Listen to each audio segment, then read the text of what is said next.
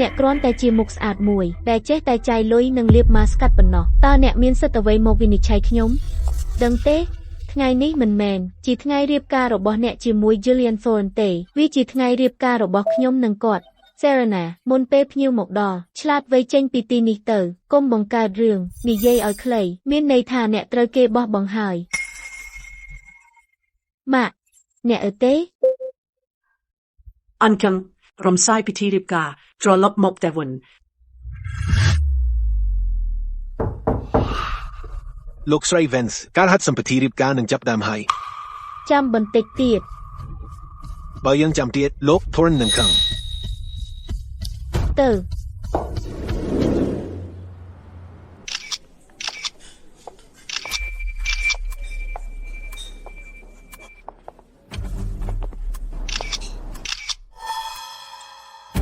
លោកម្ចាស់សម្រាប់ការរៀបចំពិធីរៀបការនៅពេលក្រោយឲ្យលោកស្រី Scott រៀបចំអ្វីទាំងអស់ពេលក្រោយនៅកណ្ដាលវាលស្មៅពិធីជប់លៀងតាក់របាំងផ្កាមួយភ្ញៀវអាចថតរូបនៅទីនោះបានហើយតូពូហ្វេមិនគួរជាសេវាកម្មដោយខ្លួនឯងទេបដូរទៅជាតិមូលតែមានមុខម្ហូបរៀបចំឲ្យមនុស្សគ្រប់គ្នាអង្គុយជាមួយគ្នាហូបបង្កើតបរិយាកាសល្អជាងហើយវាជួយឲ្យមនុស្សស្និទ្ធស្នាលគ្នាហើយយើងត្រូវតែមានកម្មជ្រួចថវិកាសម្រាប់ពិធីរៀបការនេះគឺ100លានដូច្នេះយើងត្រូវតែចំណាយដោយមិនខ្ជះខ្ជាយធ្វើឲ្យអស្ចារ្យតាមដែលអាចធ្វើបានខ្ញុំនឹងធ្វើឲ្យនេះជាពិធីរៀបការមួយសតវត្សមានសំណួរទេ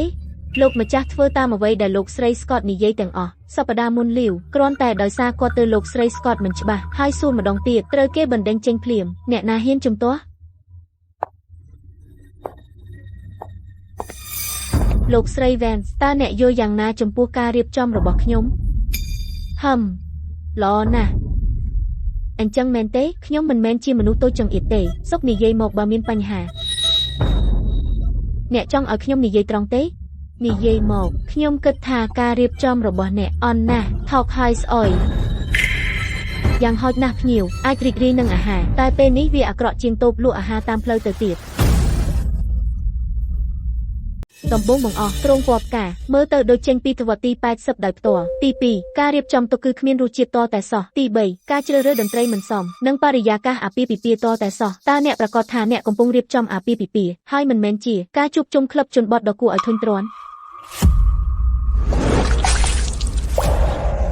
អ្នកគ្រាន់តែជាមនុស្សមានមុខស្អាតតែចំណាយលុយលើគ្រឿងសម្អាងតើអ្នកមានសិទ្ធិអ្វីមកវិនិច្ឆ័យខ្ញុំអ្នកដឹងទេថ្ងៃនេះមិនមែនជាពិធីមង្គលការរបស់អ្នកជាមួយ Gillian Thorne ទេវាជារបស់ខ្ញុំនិងគាត់ Serena មុនពេលភ្ញៀវមកដល់ឆ្លាតហើយទៅចោលកុំធ្វើរឿងអាស្រូវនិយាយឲ្យចំវាមានន័យថាអ្នកត្រូវបានគេបោះបង់ចោលម៉ាក់អ្នកបានឬទេอันคังพิธีมงคลกาตรบานลูกจานตรอลบมกแต่วันប៉ុន្តែតាក់តែយល់ព្រមនៅឡើយទេ Serena ខ្ញុំដឹងថាអ្នកមិនចង់រៀបការនោះប្រសិនបើគ្មានតែ Thorne របស់អ្នកទេខ្ញុំមិនអាចនៅរត់ថ្ងៃនេះបានទេយើងមិនអាចទាត់អ្នកណាម្នាក់ពេលគាត់ឌូបានទេគ្រូសា Thorne កំពុងមានបញ្ហាយើងគួរតែជួយបើយើងអាចចាត់ទុកថាជាការសំណើប៉ុន្តែខ្ញុំគ្មានអារម្មណ៍ចំពោះ Gillian Thorne នោះទេខ្ញុំពិតជាមិនចង់រៀបការជាមួយគាត់ទេ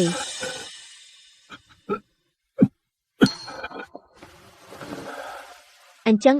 ខ្ញុំនឹងរៀបការជាមួយគាត់មិនអីទេកុំបារម្ភខ្ញុំនឹងនិយាយជាមួយតាក់របស់អ្នកដើម្បីសង្គុណក្នុងឆ្នាំកន្លងមកនេះខ្ញុំបានជួយក្រុមហ៊ុន Thorne Group ដោយសម្ងាត់ឲ្យរួចផុតពីហ្គេមនៃការដួលរំធ្វើឲ្យវាក្លាយជាក្រុមហ៊ុនកំពូល50របស់ពិភពលោកហើយធ្វើឲ្យ Gillian ក្លាយជាអ្នកមានឋានៈខ្ពស់ថ្មីនៃទីក្រុងនៅទីបំផុតពាក្យផ្អែមល្ហែមរបស់ស្ត្រីម្នាក់បានបង្ហាញថាខ្លាំងជាងប៉ុន្តែខ្ញុំកំពុងរួចផុតពីការជាប់គាំងនៅទីបំផុត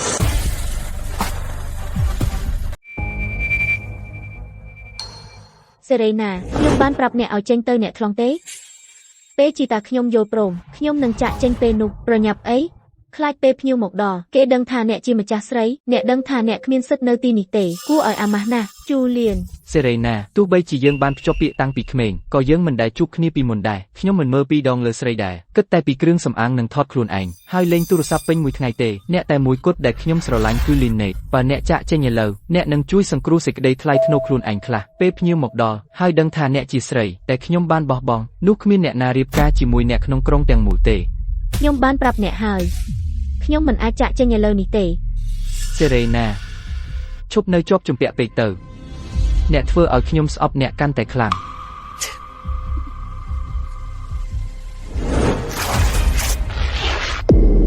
Julian កំពុងធ្វើល្អចំពោះអ្នកតែអ្នកហ៊ានរុញច្រាន Serena អ្នកដែលមិនត្រូវបានស្រឡាញ់គឺជាម្ចាស់ស្រីអ្នកគ្មានសិទ្ធិនៅទីនេះហើយបំផ្លាញពិធីមង្គលការរបស់ខ្ញុំទេនរណាម្នាក់ទាញនាងចេញ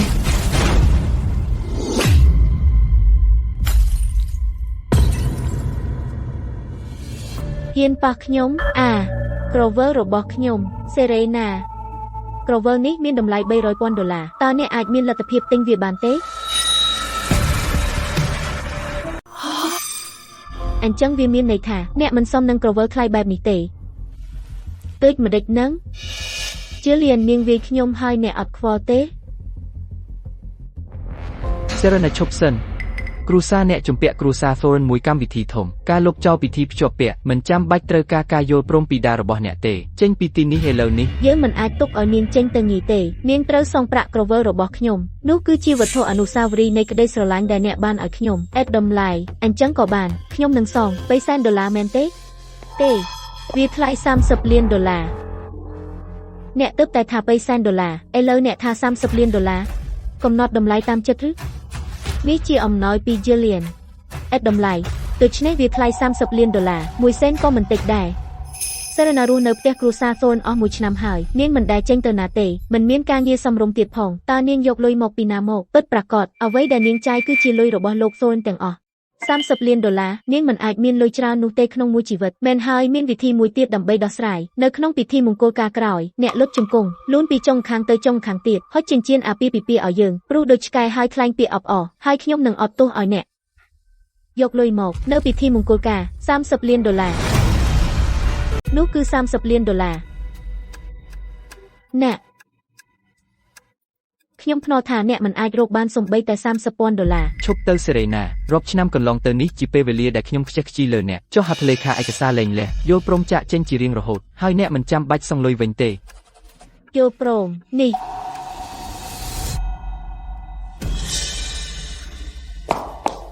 អ្នកគិតថារឿងនេះចប់ហើយអ្នកត្រូវតែសងថ្ងៃនេះប្រញាប់អីតើខ្ញុំបាននិយាយថាខ្ញុំមិនព្រមសងទេយ៉ាងម៉េច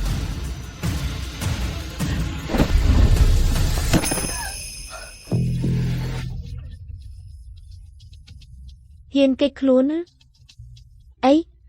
រំពឹងថាខ្ញុំនឹងឲ្យអ្នកវាខ្ញុំអ្នកគិតថាខ្ញុំជាមនុស្សងងដូចអ្នក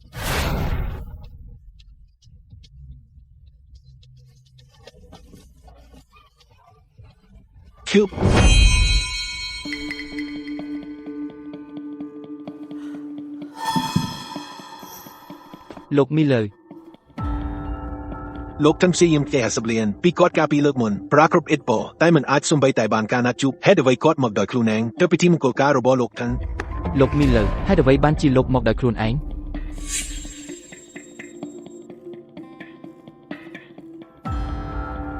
លោក Strikevans $30 លានដែលណាសុំខ្ញុំបានយកមកដោយខ្លួនឯង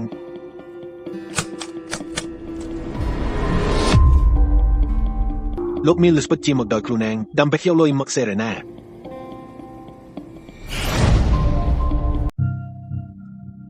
លោក Miller មិននឹកស្មានមកជួបអ្នកទីនេះទេពិធីមង្គលការចិត្តចាប់ផ្ដើមហើយស្នាក់នៅញ៉ាំអ្វីបន្តិចសិនលោក Strikevans ត្រូវការអ្វីផ្សេងទៀតទេ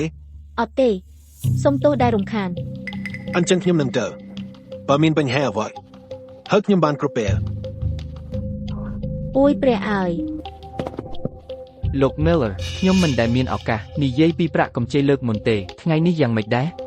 អ្វីដែលធនាគារយើងឲ្យតម្លៃបំផុតគឺចរិតរបស់អតិថិជន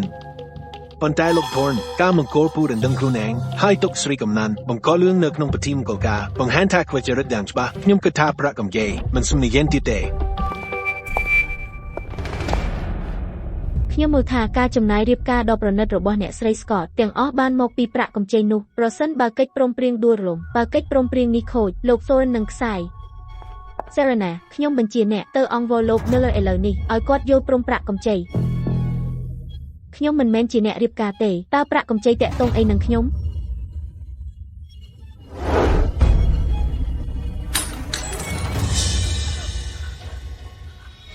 ហ៊ានហើយអីខ្ញុំសងបំណុលហើយ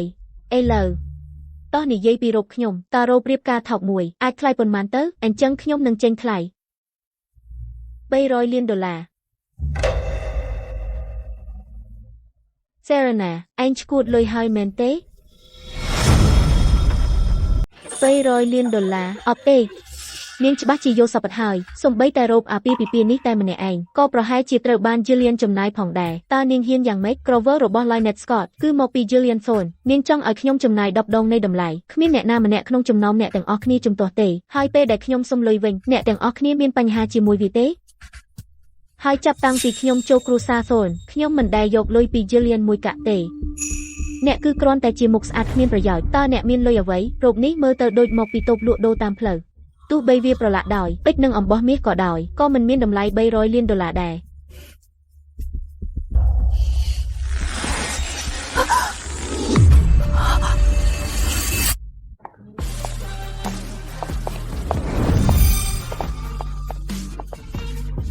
And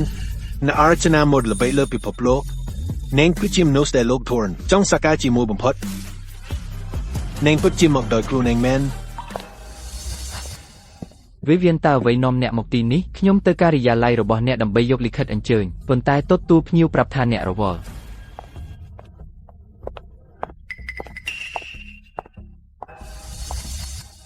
អ្នកស្រី Vance ខ្ញុំមកទីនេះដើម្បីតុបតែងមុខរៀបការរបស់អ្នករោគដែលខ្ញុំរចនាដោយខ្លួនឯងតើអ្នកចូលចិត្តវាដូចម្ដេចមានរឿងអ្វីមិនអាចទេ Vivian ជារឿងព្រេងនិទានក្នុងពិភពម៉ូដតើ Serena អាចមានលទ្ធភាពទិញរោគដែលនាងរចនាបានយ៉ាងដូចម្ដេចមិនអាចទេអ្នកស្រី Vance ជាភ្ញៀវកិត្តិយសរបស់ខ្ញុំហេតុអ្វីមិនអាចតើអ្នកជាអ្នកហែករោគនេះមានតម្លៃ$300 លានតើអ្នកនឹងចំណាយវាដោយរបៀបណាខ្ញុំផ្ទាល់បានរចនារោគអាពាហ៍ពិពាហ៍នេះវាជារបស់ពិសេសតែមួយគត់វាមិនអាចកាត់ថ្លៃបានទេឯងហ៊ានបំផ្លាញវាមែនទេហ៊ានណាស់ខ្ញុំមិនមានចិត្តណាទេនាងច្បាស់ជាគ្រាន់តែជាមនុស្សអត់ប្រយោជន៍ម្នាក់តើនាងអាចពាក់រោគដែលអ្នករចនាបានដោយរបៀបណាអ្នកមិនសមនឹងដឹងទេអញ្ចឹងទេនាងច្បាស់ជាប្រើឈ្មោះរបស់លោក Thorne ដើម្បីឲ្យ Vivian ធ្វើរោគអាពាហ៍ពិពាហ៍នេះ Vivian ខ្ញុំសូមបញ្ជាក់ស្ត្រីរូបនេះគ្មានទំនាក់ទំនងជាមួយលោក Thorne តតែសោះកុំឲ្យនាងបញ្ឆោតអ្នកSerena អញកំពុងប្រើល្បិចអាក្រក់ដើម្បីលើកដំកើងខ្លួនឯងហើយអញថែមទាំងព្យាយាមបំផិតបំភ័យ Lynette ទៀតផងគួរឲ្យស្អប់ណាស់ខ្ញុំនឹងមិនអនុញ្ញាតឲ្យស្ត្រីដូចឯងស្នាក់នៅក្នុងគ្រួសារ Thorne ឡើយជប់និយាយទៅឯងធ្វើឲ្យខ្ញុំឈឺលោក Thorne សូមឲ្យខ្ញុំបញ្ជាក់ប្រាប់អ្នកស្រី Vance បានឲ្យគេធ្វើរោគអាពាហ៍ពិពាហ៍នេះតាមរយៈទំនាក់ទំនងផ្ទាល់ខ្លួនរបស់នាងមិនដែលនិយាយដល់អ្នកទេជាមួយធនធានរបស់អ្នកស្រី Vance នាងមិនចាំបាច់និយាយឈ្មោះបុរសណាម្នាក់ដើម្បីឲ្យគេចំណាយលុយនោះទេតើអ្នកចង់មានន័យយ៉ាងណាអ្នកបានដកខ្លួនពីពិធីមង្គលការនៅថ្ងៃរៀបការរបស់អ្នកលោក Thorne អ្នកពិតជាបានផ្ដល់ឲ្យខ្ញុំដៃគូអាជីវកម្មរបស់អ្នកមេរៀនដ៏ច្បាស់មួយដើម្បីបញ្ជាក់ថាអ្នកគ្មានអៀនខ្មាស់ប៉ុណ្ណាខ្ញុំសូមប្រកាស Vivian Studio នឹងមិនសហការជាមួយ Thorne Group ទៀតទេ Vivian យើងពិតជាមិនមានចិត្តណាឲ្យរឿងនេះកើតឡើងទេសូមអភ័យទោសឲ្យយើងផងលោក Thorne មិនមែនអ្នកដឹងថាអ្នកខុសទេគឺអ្នកដឹងថាអ្នកមិនអាចរកលុយពីខ្ញុំបានទេសូមសងសំណងដល់អ្នកស្រី Vance សម្រាប់រោគរបស់នាងឥឡូវនេះបើមិនអញ្ចឹងទេអ្នកនឹងទទួលលិខិតច្បាប់ពីស្ទូឌីយោយើងនៃឋានច្បាប់របស់ Vivian Studio ត្រូវបានគេនិយាយថាជាក្រុមច្បាប់ខ្លាំងបំផុតនៅលើ Pandora បើជាប់ពាក់ព័ន្ធជាមួយគេថ្លៃមេធាវីតែម្នាក់ឯងគឺច្រើនណាស់ Jillian ជួយខ្ញុំផងវាគ្រាន់តែ$300 លានប៉ុណ្ណោះខ្ញុំនឹងសងអំពីសំណងនិងវិធីសាស្ត្រទូទាត់យើងត្រូវពិនិត្យជាមួយភាគីពាក់ព័ន្ធអ្នកនឹងទទួលបាន$300 លានក្នុងរយៈពេល2ថ្ងៃល្អអ្នកនាង Vance បើគ្មានអ្វីផ្សេងទេខ្ញុំនឹងចេញទៅឥឡូវនេះ Vivian អរគុណដែលមកពីឆ្ងាយមិនអីទេអាពាហ៍ពិពាហ៍នេះគឺខុសចាប់ពីពេលនេះទៅខ្ញុំនឹងរចនាដោយខ្លួនឯងសម្រាប់អ្នករោគអាពាហ៍ពិពាហ៍ដ៏ស្រស់ស្អាតជាងនេះលោក Thorne មិនចាំបាច់ពិភាក្សាអំពីកិច្ចសហប្រតិបត្តិការទេគ្រាន់តែផ្ដោតលើពិធីមង្គលការរបស់អ្នក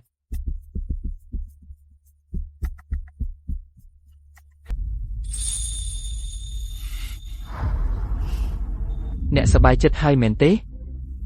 ខ្ញុំនឹងសងអ្នកលើសពីនេះទៀតខ្ញុំនឹងឲ្យអ្នក$5 លានទៀតជាសំណងសម្រាប់ការលែងលះឥឡូវចេញពីទីនេះទៅអ្នកនិយាយងាយខ្ញុំភ្នាល់អ្នកស្រី Thorne និងម្ដាយអ្នកមិនយល់ព្រមទេគុំទាញអ្នកស្រី Thorne មកក្នុងរឿងនេះចេញឥឡូវនេះប្រាក់កម្ចីបរាជ័យ កិច្ចសហប្រតិបត្តិការក៏ដូចគ្នាដូច្នេះអ្នកណាគួរចេញចុះបើយើងអញ្ជើញអ្នកស្រីថនមកហើយពិភាក្សារឿងនេះតើអ្នកណាគួរជាកូនក្រមុំក្នុងពិធីមង្គលការនេះអ្នកគិតថាអ្នកជានរណាហ៊ានរំខានអ្នកស្រីថនចេញទៅតើអ្នកគិតថាអ្នកជានរណា Serena យាយមិនស្រួលទេម៉ាក់រវល់ធ្វើការពួកគាត់មិនមករៀបការថ្ងៃនេះទេភ្ញៀវចិត្តមកដល់ហើយឆ្លៀសវៃបន្តិចចេញទៅដោយខ្លួនឯងទៅកុំឲ្យខ្ញុំបណ្ដេញចេញ ខ្ញុំប្រាប់អ្នកហើយថាខ្ញុំមិនចង់រៀបការជាមួយអ្នកទេតែខ្ញុំត្រូវការយល់ព្រមពីតា អ្នកប្រញាប់ខ្លាំងណាស់ចុះហត្ថលេខាលើឯកសារលែងលះខ្ញុំគិតថាអ្នកប្រែប្រួលហើយតែអ្នកនៅតែអៀនអស់នឹងមុខមិនដឹង Serena ខ្ញុំវាតម្លៃអ្នកខ្ពស់ពេកហើយឆ្មាងបណ្ដេញនាងចេញ Jillian បើអ្នកធ្វើបែបនេះមិនខ្លាចអ្នកស្រី Thorn ឃើញទេនៅតែព្យាយាមប្រើនាងគំរាមយើងនាងមិនមកទេទោះបីនាងមកក៏ដោយនាងមិនការពារសម្រាមដូចអ្នកទេ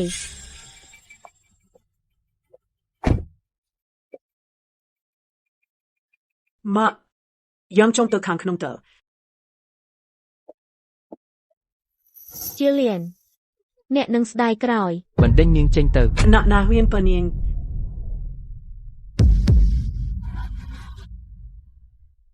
យាយម៉ាក់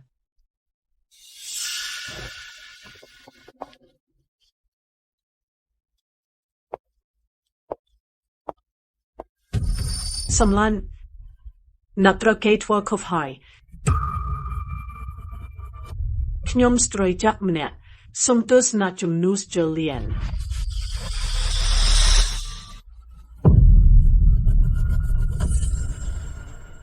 លោកស្រីហេតុអ្វីបានជាអ្នកសុំទោសនាងនាងគ្រាន់តែល្អតែរូបរាងទេអ្វីដែលនាងធ្វើគឺតុបតែងមុខនិងទិញសម្លៀកបំពាក់ចំពោះក្រុមហ៊ុននិង Jillian នាងគ្មានប្រយោជន៍ទាំងស្រុងខ្ញុំជាអ្នកដែលបានលះបង់អ្វីទាំងអស់ចំពោះក្រុមហ៊ុននិង Jillian ខ្ញុំបានជួយគាត់សរសេរសំណើររកការវិនិយោគនិងចរចាកិច្ចព្រមព្រៀងតើ Serena បានធ្វើអ្វីខ្លះតើនាងមានសិទ្ធិអ្វី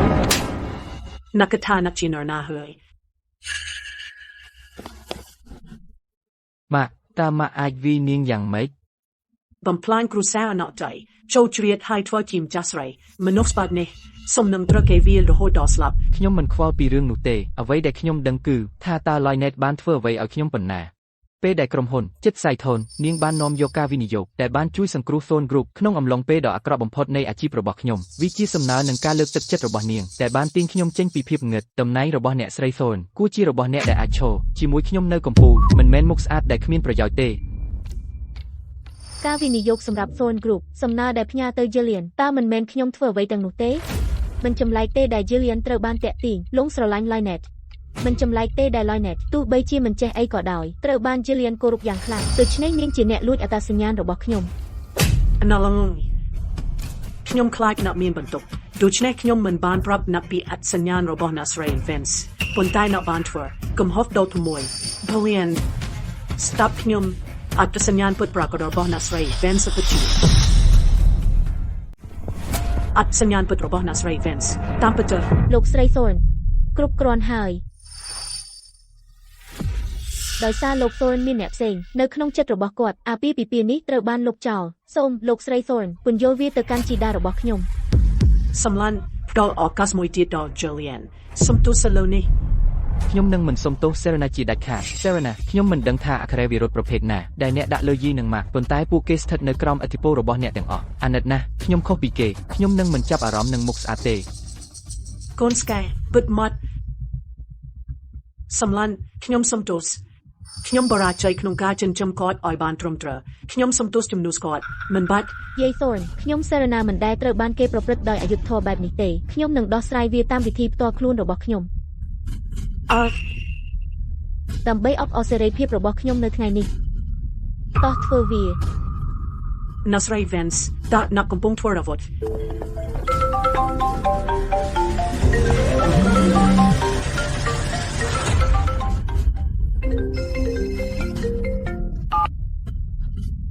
តើអ្នកនិយាយអ្វីភាគហ៊ុនរបស់ក្រុមហ៊ុន ភាគហ៊ុនកំពុងធ្លាក់ចុះ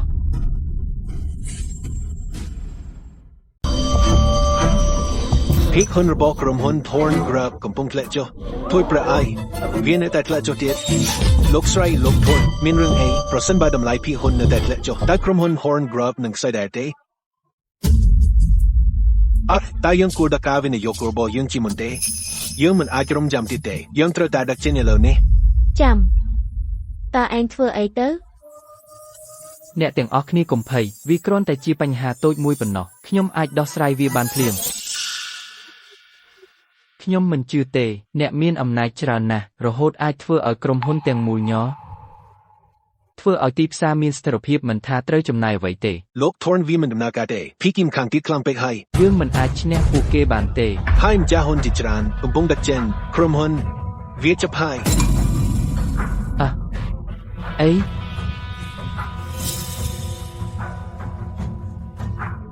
Dalian somtus eloni.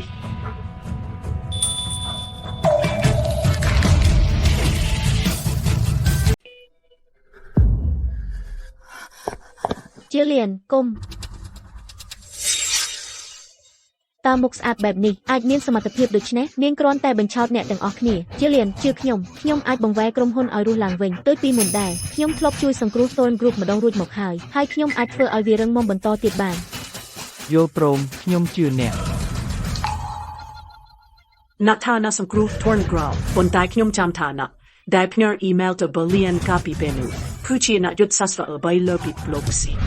Leonard Scott. Not yop get chmu pigania not a day. Hi not mean mok udit. តើអ្នកមានន័យយ៉ាងណាថាយកគេឈ្មោះ រងចាំតើពួកគេទាំងអស់គ្នាស្គាល់មិនអាចទេស្មិនដែលជួបនរណាម្នាក់ទេគ្មាននរណាម្នាក់ធ្លាប់ឃើញមុខរបស់គាត់ទេគ្មាននរណាអាចដឹងបានទេខ្ញុំមិនកុហកទេខ្ញុំគឺជាសូមជឿខ្ញុំ ម៉ាក់យេខ្ញុំមិនអាចខុសទេកាលពីពេលនោះ Thorn Group កំពុងប្រឈមមុខនឹងការសាយធនវាជាអ៊ីមែលពីរដែលផ្ដល់ក្តីសង្ឃឹមដល់ខ្ញុំវាបំភ្លឺជីវិតខ្ញុំទាំងមូលនៅពេលនោះហើយខ្ញុំស្បោះថាខ្ញុំនឹងរៀបការជាមួយតែស្ប៉ុណ្ណោះក្នុងជីវិតនេះឥឡូវនេះខ្ញុំអាចរក្សាពាក្យសន្យានោះបានហើយដូច្នេះទោះបីខ្ញុំត្រូវស្លាប់ក៏ដោយខ្ញុំនឹងមិនរៀបការជាមួយ Serena ឡើយ Ang kmeng dot avas. Ang tanin kuchis. Dochne to nang chinona. តើអ្នកមានន័យយ៉ាងណាខ្ញុំមិនខ្វល់ថានាងជាអ្នកណាទេខ្ញុំគ្រាន់តែស្អប់មនុស្សដែលធ្វើបានឡើងកាន់អំណាច Serena អ្នកប្រាយាយនឹងម៉ាក់ដើម្បីសង្កត់សង្កិនខ្ញុំកាលណាអ្នកធ្វើបែបនេះកាន់តែច្រើនខ្ញុំកាន់តែមិនចង់នៅជាមួយអ្នកហើយខ្ញុំនឹងមិនដែលចូលចិត្តអ្នកទេ ម៉ាដាមមិនបាច់អ្នកថាអ្នកស្អប់មនុស្សតែធ្វើអំណឹងចុះពេលដែល Linet ហែកសម្លៀកបំពាក់ខ្ញុំទៅនឹងហេតុអ្វីអ្នកមិននិយាយអ្វីនាងបំបែកទូរស័ព្ទខ្ញុំហើយអ្នកមិននិយាយអ្វី ព្រោះតែអ្នករឹងរូស ឡលើកនេះហៅថារឹងរូសចំណែកមុនវិញ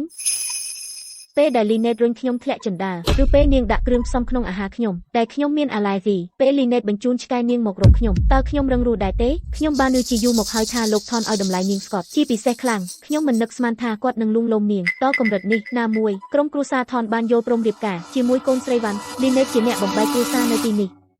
អ្នកដែលមិនត្រូវបានស្រឡាញ់គឺជាអ្នកបំបែកគ្រួសារ Julian និងខ្ញុំស្រឡាញ់គ្នាពិតប្រាកដអ្នកហើយដែលចូលមករំខានខ្ញុំគ្រាន់តែចង់ឲ្យអ្នកចាក់ចេញតើខ្ញុំធ្វើអ្វីខុស ខ្ញុំបានរួមចំណែកយ៉ាងច្រើនដល់ក្រុមហ៊ុន Thorn អ្នកមិនបានធ្វើអ្វីទេតើអ្នកមានសិទ្ធិអ្វីដើម្បីតំណែងនេះចុះប្រាប់ខ្ញុំតើការរួមចំណែកអ្វីដែលអ្នកកំពុងនិយាយតើអ្នកបានសរសេរផែនការការពារទេឬបានធានាកម្មវិធីផ្កាយរណបឬធានាការវិនិយោគពីក្រុមហ៊ុន Infinity Capital បានធ្វើទាំងអស់នោះ Dai not dum doi robit na. Lamong. Drunk jam nut ni. Dai not mun don dum ta Serena chinona dare.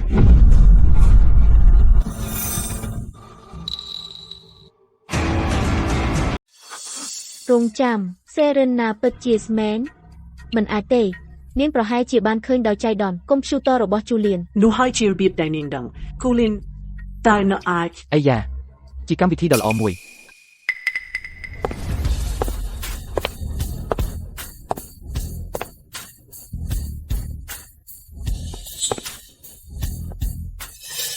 តើនេះជាឈុតឆាកកូនក្រមុំពិតនឹងคล้ายៗទេ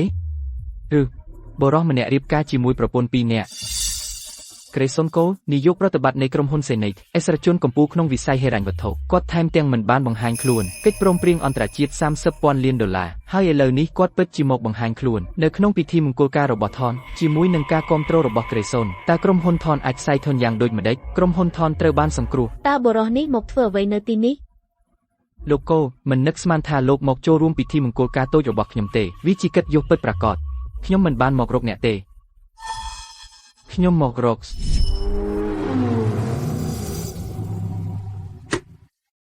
ខ្ញុំមិនដែលនឹកស្មានថារឿងព្រេងនិទាននឹងក្លាយជាកូនស្រីច្បងរបស់គ្រូសាវ៉ាន់ អ្នកច្រឡំមនុស្សហើយ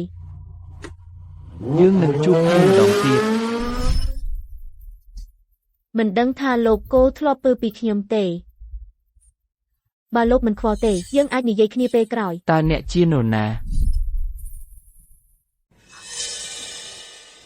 ពេញមួយឆ្នាំនេះអ្នកនៅស្ងៀមដូច្នេះអ្នកចង់រៀបការជាមួយមនុស្សឈួតម្នាក់នេះសើ លោកខូអាហារជាប់ធ្មេញ កុំលាតត្រដាងខ្ញុំបើមិនអញ្ចឹង បើមិនអញ្ចឹងម៉េចតើខ្ញុំអាចប្រើអ្វីដើម្បីគំរាម Grayson បើមិនអញ្ចឹងខ្ញុំនឹងមិននិយាយជាមួយអ្នកទៀតទេ ចម្លែកហេតុអ្វីពេលដងខ្ញុំមានអារម្មណ៍ញ័រជាធម្មតាអ្នកមិនដឹងអីទេអញ្ចឹងហើយប៉ុន្តែនេះគឺ Grayson Cole ដោយគ្រាន់តែខ្ទាស់ម្រាមដៃគាត់អាចបំផ្លាញអ្នកបានហើយអ្នកហ៊ានលេងជាមួយគាត់ កុំប៉ះខ្ញុំអ្នកគួរឲ្យខ្ពើម Serena ខ្ញុំមិនខ្វល់ថាអ្នកធ្លាប់លេងសើចប៉ុណ្ណាទេប៉ុន្តែលោកខូនៅទីនេះថ្ងៃនេះប្រព្រឹត្តឲ្យល្អបើមិនអញ្ចឹងអ្នកនឹងមិនឃើញខ្ញុំទៀតទេ Jillian ហេតុអីអ្នកគិតថាខ្ញុំនៅចង់ជួបអ្នក មនុស្សគ្រប់គ្នាក្នុងទីក្រុងនេះដឹងមួយឆ្នាំមុនពេលយើងរៀបការអ្នកទ្រាំមិនបានចង់ផ្លាស់ចូលផ្ទះខ្ញុំទេ Serena ពេញទីក្រុងដឹងថាអ្នកស្រឡាញ់ខ្ញុំអ្នកធ្វើរឿងនេះគ្រាន់តែឲ្យខ្ញុំចាក់ចេញពី Linet ហើយរៀបការជាមួយអ្នកស្ដាប់ផងមិនអាចទេហើយបើអ្នកចង់ឲ្យខ្ញុំមើលភ្នែកអ្នកម្ដងទៀតបោះបង់អរិយាប័ត្រឈួតនោះចោលបើមិនអញ្ចឹងអ្នកនឹងស្ដាយក្រោយ ការផ្លាស់ចូលរបស់ Miss Vance ជាការសម្រេចចិត្តរវាងលោកយាយរបស់អ្នកនិងខ្ញុំតើអ្នកមានន័យថាទ្រាំមិនបានមិន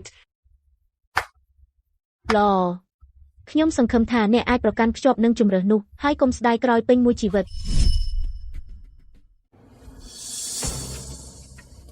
សម្លាញ់ឲ្យ Jillian ឱកាសមួយទៀត គាត់គ្រាន់តែលោកស្រីរាប់ឆ្នាំមកនេះជីដាបានសង្គុណហើយសូមកុំទៅរកគាត់ យើងបានធ្វើខុសនឹងអ្នក Jillian បានធ្វើខុសកុំបារម្ភខ្ញុំនឹងមិនរំខានជីតារបស់អ្នកទេ តើ Serena ពិតជាព្រមលះបង់អាពាហ៍ពិពាហ៍មែនទេយេកុំបារម្ភ Linet គឺទន់ភ្លន់ហើយនាងចេះគិតពេលនាងចូលគ្រួសារ Foreign នាងនឹងមើលថែអ្នកយ៉ាងល្អ យេខ្ញុំនឹងធ្វើការជាមួយ Jillian ដើម្បីគ្រប់គ្រង Phone Group ឲ្យបានល្អ ខ្ញុំមិនមែនជាយានរបស់អ្នកទេ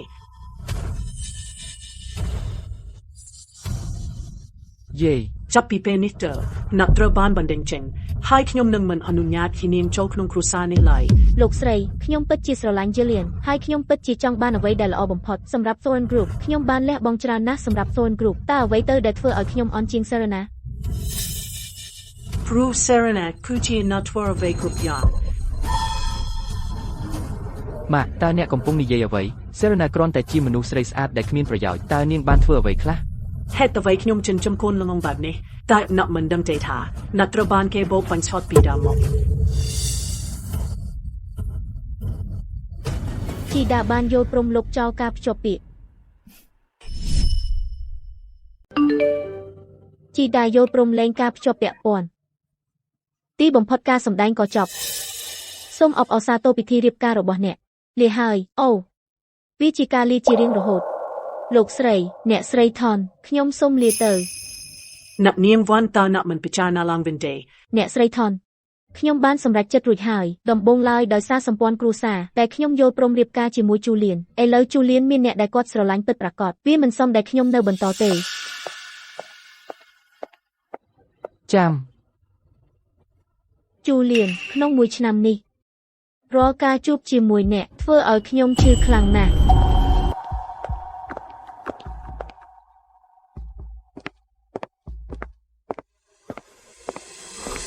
លោកខូលខ្ញុំសុំទោសចំពោះថ្ងៃនេះហេតុអ្វីមិននៅញ៉ាំបាយ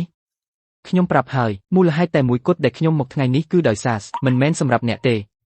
ខ្ញុំមិនចាប់អារម្មណ៍អ្នកទេលើសពីនេះជាមួយមនុស្សល្ងងដូចអ្នកដែលមិនចេះរក្សាទេពខ្ញុំគិតថាយើងមិនចាំបាច់ធ្វើការជាមួយគ្នាទេលោកខូលអ្នកចង់ជួបនាងនៅទីនេះឲ្យនាងនិយាយជាមួយអ្នកតើអ្នកប្រកាសទេថានាងជា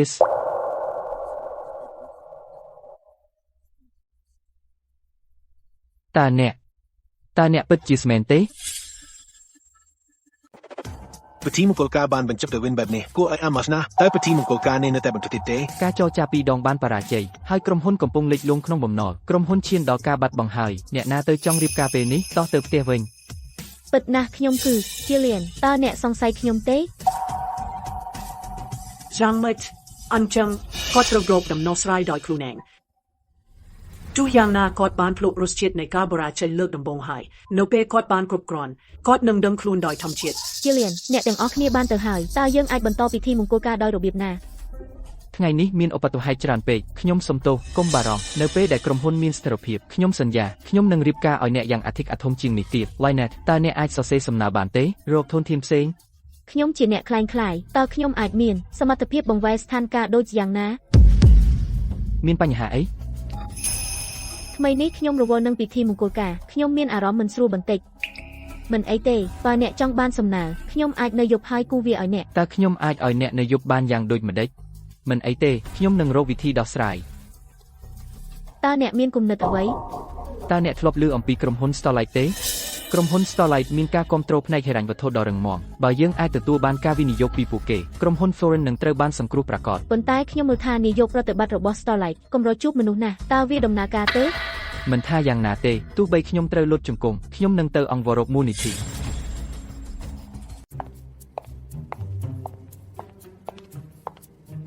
លោកស្រីត្រូវការជិះទេវាឆ្ងាយណាស់ពីកណ្ដាលទីក្រុងហើយតាក់ស៊ីរ៉ូពិបាកណាស់គ្រូសា Vance ប្រហែលជាមិនមកយកអ្នកឆាប់ទេប្រកាសណាស់ថាមិនត្រូវការជិះទេ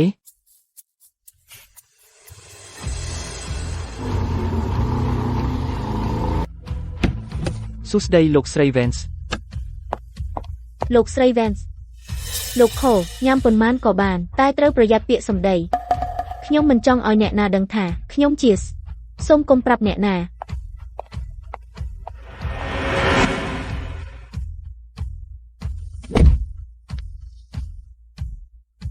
គួរឲ្យចាប់អារម្មណ៍ នាងសិនខ្ញុំទុកសម្លៀកបំពាក់ក្នុងថង់ក្បែរអ្នក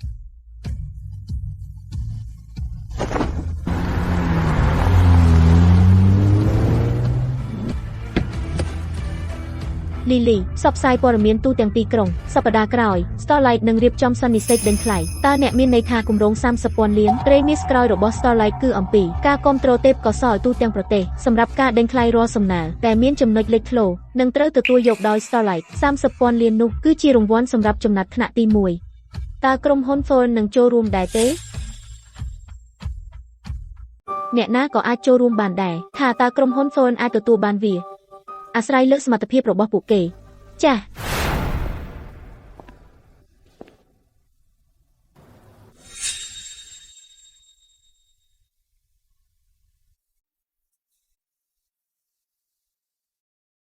សូមអបអរសាទរពីអាពាហ៍ពិពាហ៍របស់អ្នកលាហើយអូវាជាការលាគ្នាជារៀងរហូត Serena ស្រឡាញ់ខ្ញុំខ្លាំងណាស់តើនាងអាចចាក់ចេញបានយ៉ាងងាយស្រួលដូច្នេះនាងត្រូវតែលែងធ្វើមិនចង់បាន Jillian ព័ត៌មានល្អ Lynette មានរឿងអី ក្រុមហ៊ុន Starlight Group ទើបតែបានចេញសេចក្តីប្រកាសមួយវានិយាយថាមានការដេញថ្លៃនៅសប្តាហ៍ក្រោយសម្រាប់គម្រោងមួយដែលមានតម្លៃ 300,000 លានប្រសិនបើយើងទទួលបានគម្រោងនេះក្រុមហ៊ុន Foreign Group នឹងរួចផុតពីវិបត្តិ ពិតមែន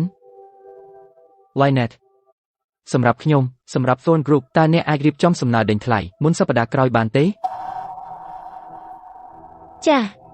Jillian យប់ហើយខ្ញុំអាចស្នាក់នៅជាមួយអ្នកយប់នេះបានទេ Lynette ក្រុមហ៊ុនមិនសូវល្អទេថ្មីនេះខ្ញុំមិនមានគំនិតនោះទេ មិនអីទេ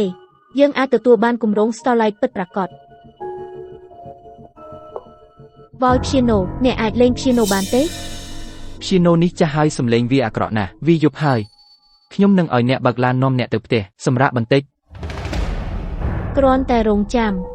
ខ្ញុំនឹងបើកចំខ្លាយជាម្ចាស់ស្រីនៃផ្ទះនេះនៅថ្ងៃណាមួយ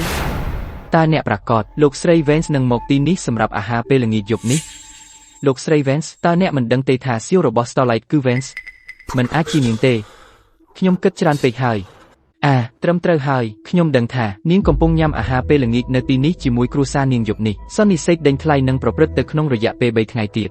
ដើម្បីធានាគ្រប់ជ្រុងយើងត្រូវស្វែងរកថ្ងៃនេះតើលោកស្រី Vance ចូលចិត្តសំណើបែបណា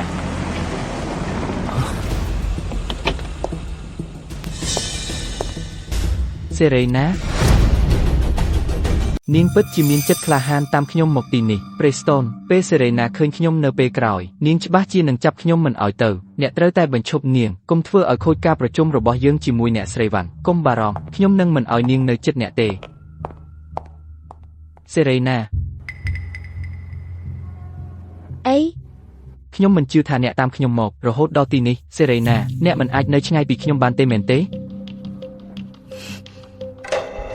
លោកថនអ្នកជាអ្នកហៅនាងមុនគេ Serena មិនបានឆ្លើយសោះអញ្ចឹងវាហាក់ដូចជាអ្នកតែព្យាយាមជែកជាមួយនាងតើអ្នកដឹងអីនាងគ្រាន់តែធ្វើជាពិបាកចាប់នេះជាភោជនីយដ្ឋានដ៏ប្រណិតបំផុតក្នុងទីក្រុងនេះតើនាងអាចមានលទ្ធភាពញ៉ាំនៅទីនេះដោយរបៀបណានាងច្បាស់ជាមកទីនេះសម្រាប់តែខ្ញុំ Julian មើលអ្នកទៅគ្មានការអៀនខ្មាស់សោះប្រយ័ត្នមាត់អ្នកកុំខ្ជះខ្ជាយពេកខ្ញុំខុសទេ Serena កុំប្រាប់ខ្ញុំថាអ្នកពិតជាមកទីនេះដើម្បីញ៉ាំតើអ្នកណានឹងនាំអ្នកទៅភោជនីយដ្ឋានថ្លៃម្លេះគ្រប់គ្នាក្នុងទីក្រុងដឹងថាអ្នកចាញ់បេះដូងខ្ញុំតើអ្នកណាទៀតនឹងរាប់បាត់អាហារឲ្យអ្នកខ្ញុំនឹងមានបញ្ហាទេលោកថន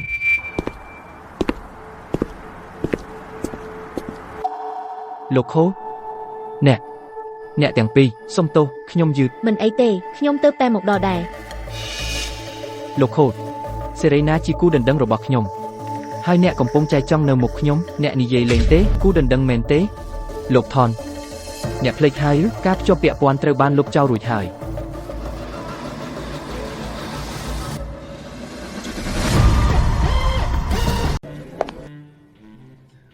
ខ្ញុំទើបតែជួយអ្នកហើយនេះជារបៀបដែលអ្នកសង្កត់ខ្ញុំលោកខូអ្នកតែងតែពាត់ជុំវិញដោយស្រីស្អាតខ្ញុំបារម្ភថាការបរិច្ឆេទថ្ងៃនេះរបស់អ្នកអាចយល់ច្រឡំអ្នកណាថាខ្ញុំជាអ្នកលេងស្រីហើយមានស្រីច្រើនខ្ញុំមិនបាននិយាយដូចនោះទេបើអ្នកមើលឃើញបែបនោះខ្ញុំក៏គ្មានអ្វីត្រូវធ្វើដែរអ្នកចេះនិយាយមុតខ្ញុំកំពុងតែចាប់អារម្មណ៍អ្នកកាន់តែខ្លាំងតោះទៅខ្ញុំនៅតែអាចផឹកបានបន្តយកមកទៀត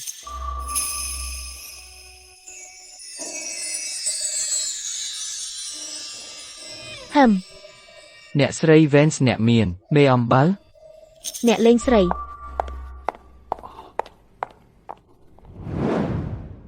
លោក Hayes ប្រាប់ខ្ញុំអ្នកនៅមាត់ទ្វារភោជនីយដ្ឋានរងចាំរហូតដល់ពាក់កណ្ដាលអាធ្រាត្រអ្នកផ្ដាសាយខ្ញុំធ្វើស៊ុបញ៉ាំបន្តិចដើម្បីធ្វើឲ្យអ្នកក្តៅ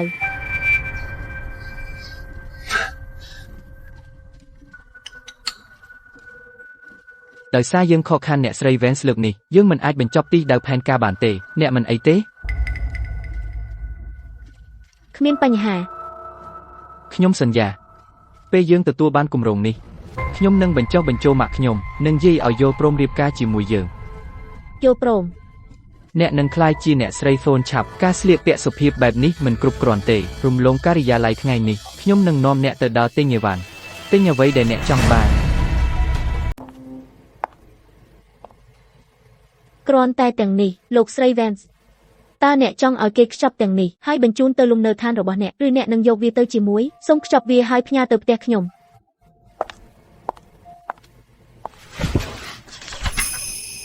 ខ្ញុំបានឮថាហាងនេះជាហាងសម្លៀកបំពាក់ក្រោមស្ដារឡាយពួកគេបម្រើតែអ្នកមាននិងអ្នកមានអំណាចអ្វីទាំងអស់គឺធ្វើតាមបញ្ជាសម្លៀកបំពាក់មួយឈុតមានតម្លៃ7ខ្ទង់អ្នកនឹងតំណាងឲ្យកេរ្តិ៍ឈ្មោះរបស់គ្រួសារ Thorne មានតែទាំងនេះទេដែលស័ក្តិសមនឹងអ្នកSerena តើអ្នកកំពុងធ្វើអ្វីនៅទីនេះអ្វីហេតុអ្វីខ្ញុំមិនអាចលោកស្រី Vance មានអ្នកចំណាយឲ្យនាងហើយ Lynette មនុស្សខ្លះមិនសមនឹងពេលវេលារបស់អ្នកទេវាទាបជាងអ្នកពាក្យរបស់ Julian គឺចេញពីការច្រណែនគាត់ច្រណែនចំពោះ Serena វាជាកំហុសរបស់អ្នកទាំងអស់អ្នកពិតជារឹងរូសណាស់ Serena ហេតុអ្វីបានជាអ្នកតែងតែត្រូវលេចមុខនៅចំពោះមុខ Julian តើ Lynette កំពុងព្យាយាមឃុំរុនមកកាន់ខ្ញុំឬ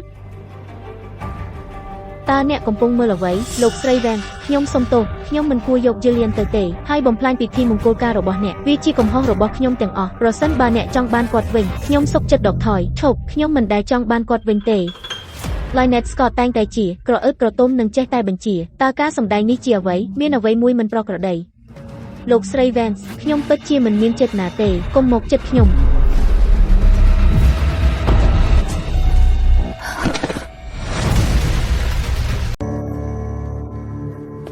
Lynette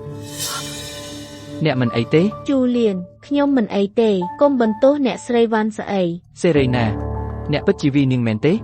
មិនក៏អ្នកអាក្រក់ម្លេះ ខ្ញុំវីនាងអ្នកឃើញហើយជូលៀនវាមិនមែនជាកំហុសរបស់អ្នកស្រីវ៉ាន់ទេវាជារឿងខ្ញុំទាំងអស់ការរុញខ្ញុំមិនមែនជារឿងអីទេទោះបីនាងចង់វាយខ្ញុំក៏ដោយខ្ញុំក៏មិនថ្វាដែរហើយគួរឲ្យអាណិតណាស់ សេរីណា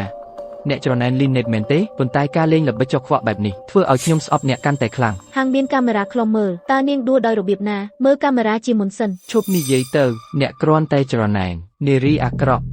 ខ្ញុំនឹងប្រាប់ជីតារបស់អ្នកពីរឿងនេះឲ្យគាត់មើលថាតើចៅស្រីបែបណាដែលគាត់ចិញ្ចឹមក ុំហ៊ានប៉ះពាល់ជីតាខ្ញុំអី Lynette Scott ប្រាប់ខ្ញុំមកមិនក៏អ្នកដួលអីម្លេះអ្នកស្រី Vance ខ្ញុំពិតជាមិនខ្វល់ទៀតទេទុកវាចោលទៅអូទេមិនដាច់ខាត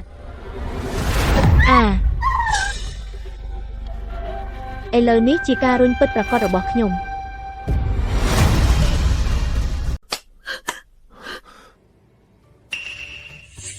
នេះសម្រាប់ថ្លៃព្យាបាលរបស់អ្នកបើមិនគ្រប់ទេខ្ញុំនឹងបង់បន្ថែម ប្រើលុយដើម្បីប្រមាថនាងនេះជារបៀបដែលគ្រួសារ Vance បង្រៀនអ្នក កុំទាញគ្រួសារខ្ញុំចូលរឿងនេះហើយការប្រើលុយដោះស្រាយបញ្ហាគឺជាអ្វីដែលខ្ញុំរៀនពីលោកសូន សេរណាគុំគិតថាគ្រាន់តែដោយសារអ្នកមាន Core Group គ្រប់គ្រងអ្នកអាចធ្វើអ្វីដែលអ្នកចង់បានមាន Starlight នៅពីលើ Core Group ខ្ញុំជិតស្និទ្ធជាមួយអ្នកស្រី Vance នៅ Starlight ខ្ញុំប្រកាសជាឈ្នះការដេញថ្លៃនេះហើយពេលខ្ញុំឈ្នះសំបីតែ Core Group ក៏នឹងត្រូវជន់ឈ្លីក្រោមជើងខ្ញុំ មែនទេអញ្ចឹងខ្ញុំពិតជាមិនអាចរងចាំឲ្យអ្នកឈ្នះការដេញថ្លៃនោះទេ មានរឿងអ៊ីណឺទីនេះ មានអ្នកកំពុងបំផ្លាញហាងរបស់អ្នកតើអ្នកមិនដោះស្រាយរឿងនេះទេ not មិនអីទេ ខ្ញុំនឹងត្រឡប់ទៅវិញហើយសូមថែរក្សាវាផង បាទថៃរក្សាខ្លួនផង អ្នកទើបតែឲ្យនាងទៅដូចនោះទេនេះជារបៀបដែលបុគ្គលិកមកពីក្រុមហ៊ុន Starlight ព្យាបាលអតិថិជនរបស់ពួកគេទេ យើងសំទោសចំពោះសេវាកម្មមិនល្អយើងពិតជាសំទោសប្រសិនបើអ្នកមានបញ្ហាអ្វីយើងនឹងគ្រប់ដណ្ដប់រាល់ការចំណាយទាំង10 យ៉ាងម៉េចជាលៀន Lynette ខ្ញុំនឹងនាំអ្នកទៅមន្ទីរពេទ្យ ជាលៀនខ្ញុំសុំទោសគ្រូពេទ្យបាននិយាយថាខ្ញុំត្រូវសម្រាកប៉ុន្មានថ្ងៃខ្ញុំមិនអាចបង្ខំខ្លួនឯងឲ្យធ្វើការខ្លាំងពេកទេខ្ញុំប្រហែលជាមិនអាចគូសំណើដេញថ្លៃបានទេវាជាកំហុសរបស់ខ្ញុំទាំងអស់ខ្ញុំកំពុងរារាំងអ្នកនៅពេលដែលមិនសមរម្យបំផុត កុំឈួតអ្នកបានជួយខ្ញុំច្រើនណាស់ហើយប្រសិនបើគ្មានអ្នកក្នុងឆ្នាំកន្លងមកក្រុមហ៊ុន Thorin នឹងត្រូវបានបំផ្លាញអស់ហើយឥឡូវនេះអ្នករបួសសុខភាពរបស់អ្នកសំខាន់បំផុតខ្ញុំនឹងមើលថែសំណើនេះ ជាលៀនអ្នកល្អណាស់ចំពោះខ្ញុំ ប៉ុន្តែលើកនេះខ្ញុំនឹងមិនឲ្យ Serena រួចខ្លួនទេពីមុនដើម្បីយាយខ្ញុំបានទ្រាំនឹងនាងខ្ញុំមិនដែលគិតថានាងអាចអាក្រក់ដូចនេះទេរុញអ្នកនៅទីសាធារណៈដូចនោះខ្ញុំនឹងធ្វើឲ្យនាងមកទីនេះដោយខ្លួនឯងហើយសុំទោសអ្នកលោកថនយើងមិនទាន់បានរៀបចំសំណើអ្វីសោះតើរឿងនេះអាចដំណើរការបានទេក្រុមហ៊ុនផ្សេងទៀតសុទ្ធតែបានរៀបចំរួចហើយខ្ញុំដឹងប៉ុន្តែនេះជាឱកាសចុងក្រោយរបស់យើងមិនថាត្រូវធ្វើយ៉ាងណាទេខ្ញុំត្រូវតែជួបអ្នកស្រីវ៉ាន់ហើយអង្វរនាងឲ្យឱកាសដល់ក្រុមហ៊ុនថនទោះបីខ្ញុំត្រូវលុតជង្គង់ក៏ដោយខ្ញុំនឹងធ្វើសេរីណាវ៉ាន់សេរីណាមកដល់ពេលល្អណាស់មកជាមួយខ្ញុំយើងទៅមន្ទីរពេទ្យដើម្បីសុំទោស Lynette ឥឡូវនេះ លេង Lynette ធ្វើវាដោយខ្លួនឯងហើយអ្វីខ្ញុំត្រូវសុំទោស អ្នករុញនាងហើយនៅធ្វើដូចជាអ្នកត្រឹមត្រូវ Lynette នៅមន្ទីរពេទ្យនៅឡើយហើយអ្នកបន្ទោសនាងមិនអ្នកអាចអាក្រក់យ៉ាងនេះ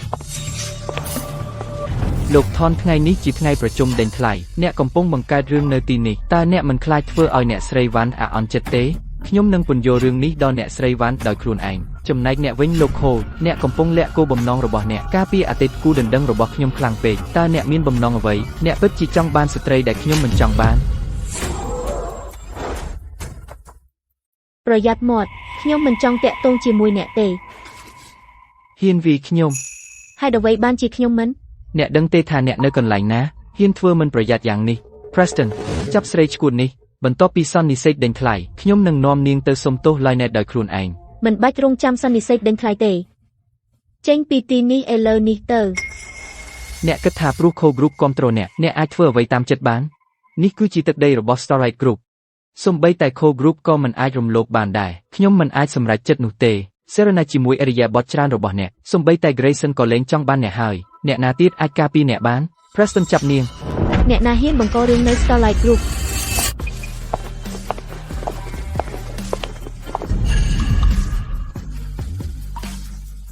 លោកស្រី Vance សុំទោសខ្ញុំមកយឺតលោកស្រី Vance នាង Serena អ្នកខំប្រឹងប្រែងបែបនេះដើម្បីបញ្ឆោតខ្ញុំអ្នកថែមទាំងជួលតារាសម្ដែងទៀតហើយនាំពួកគេមកទីនេះដើម្បីសម្ដែងការអ្នកគិតថាខ្ញុំខ្លាច ចេញទៅបាទលោក ហ៊ានណាស់អ្នកគិតថាអ្នកជានរណាដែលដេញខ្ញុំចេញខ្ញុំចង់ជួប Miss Vance ខ្ញុំចង់ជួប Miss Vance សូមអង្គុយកន្លែងរបស់អ្នកទាំងអស់គ្នាសន្និសីទដេញថ្លៃនឹងចាប់ផ្ដើមហើយ Miss Vance នឹងចេញមកក្នុងពេលឆាប់ Serena តើអ្នកណាទៀតនឹងជួយអ្នកឥឡូវនេះសូមស្វាគមន៍ប្រធានក្រុមហ៊ុន Starlight Group លោកស្រី Vance ឡើងមកលើឆាកដើម្បីប្រកាសអ្នកដេញថ្លៃឈ្នះ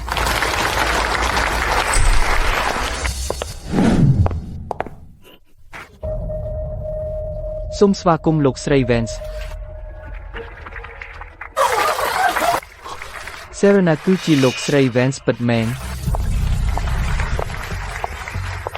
សួស្តីអ្នកទាំងអស់គ្នាខ្ញុំគឺ Serena ប្រធានក្រុមហ៊ុន Starlight Group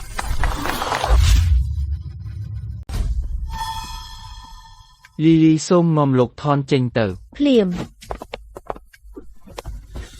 ឥឡូវនេះខ្ញុំចង់ប្រកាសអ្នកឈ្នះគម្រោងទឹកប្រាក់ $5,000 លាននេះគឺ Morningstar Tech ក្នុងពេលនេះត្រីមីសក្រោយ Starlight Group នឹងបើកដំណើរការពេញលេញកម្មវិធីគាំទ្រទេពកោសល្យតារាបណាអ្នកមានក្តីស្រមៃនឹងទេពកោសល្យមិនថាអ្នកនៅក្មេងឬជាអ្នកជំនាញដែលមានមហិច្ឆតាយើងនឹងធ្វើឲ្យក្តីស្រមៃរបស់អ្នកក្លាយជាការពិតមិនអាចទេវាមិនអាចទៅរួចទេសេរីណាសៀវរបស់ Starlight មិនអាចទេ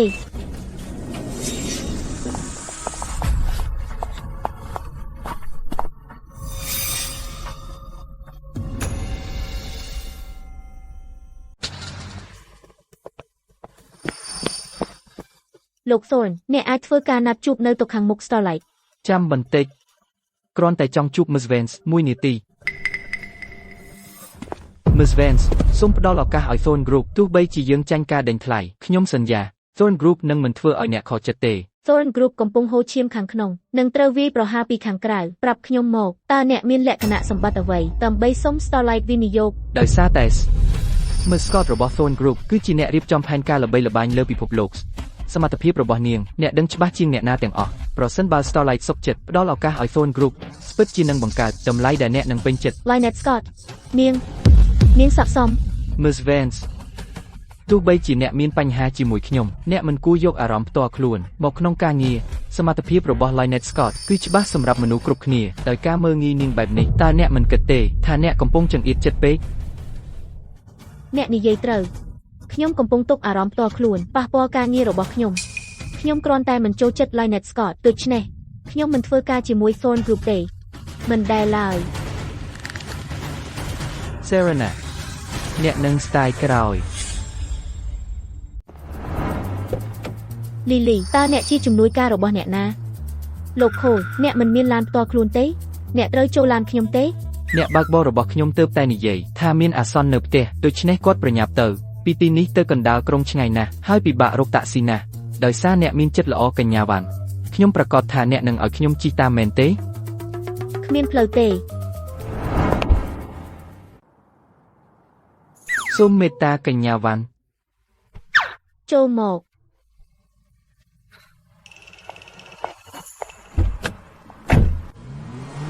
កញ្ញាវ៉ាន់តើអ្នកនឹងទុកឲ្យ Lynette Scott ប្រើឈ្មោះរបស់អ្នកដើម្បីបោកប្រាស់មនុស្សទេជំហរខ្ពស់ប៉ុណ្ណាធ្លាក់ខ្លាំងប៉ុណ្ណោះឥឡូវ Julian Thorn ចាត់ទុកជាព្រះថ្ងៃដែលគាត់ដឹងការពិតគាត់នឹងស្ដាយក្រោយយ៉ាងខ្លាំងខ្ញុំទន្ទឹងរង់ចាំថ្ងៃនោះមិនអស់ទេ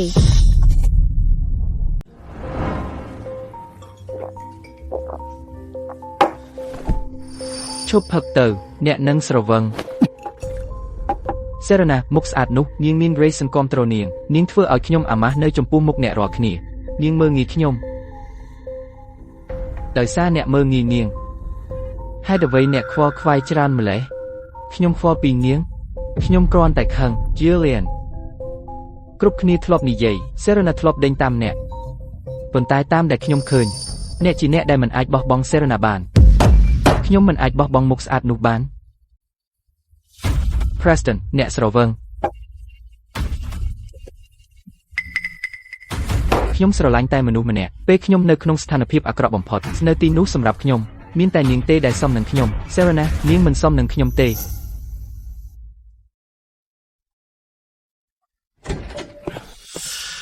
Jillian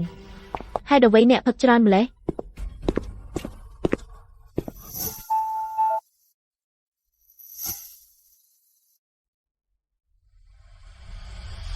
Serena ដោយសារក្នុងជំរឿអ្នកនៅតែគិតពី Serena ខ្ញុំនឹងចាក់ចេញ សូមកុំទុកខ្ញុំចោល ឲ្យខ្ញុំទៅ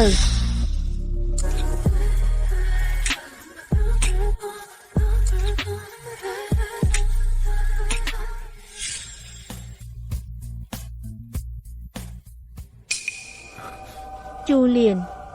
អំពីយប់មិញខ្ញុំមិនខឹងអ្នកទេអ្នករំភើបណាស់ខ្ញុំយល់ហើយមិនអីទេ Lynette ខ្ញុំមិនដែលចង់បានបែបនេះទេប៉ុន្តែខ្ញុំបានសន្យាថានឹងថែរក្សាអ្នកបានសង្គ្រោះជីវិតខ្ញុំកាលពីមុនខ្ញុំនឹងចងចាំការសប្បុរសនេះអស់មួយជីវិតរបស់ខ្ញុំទោះបីជារឿងអ្វីកើតឡើងខ្ញុំនឹងរៀបការជាមួយអ្នក Julian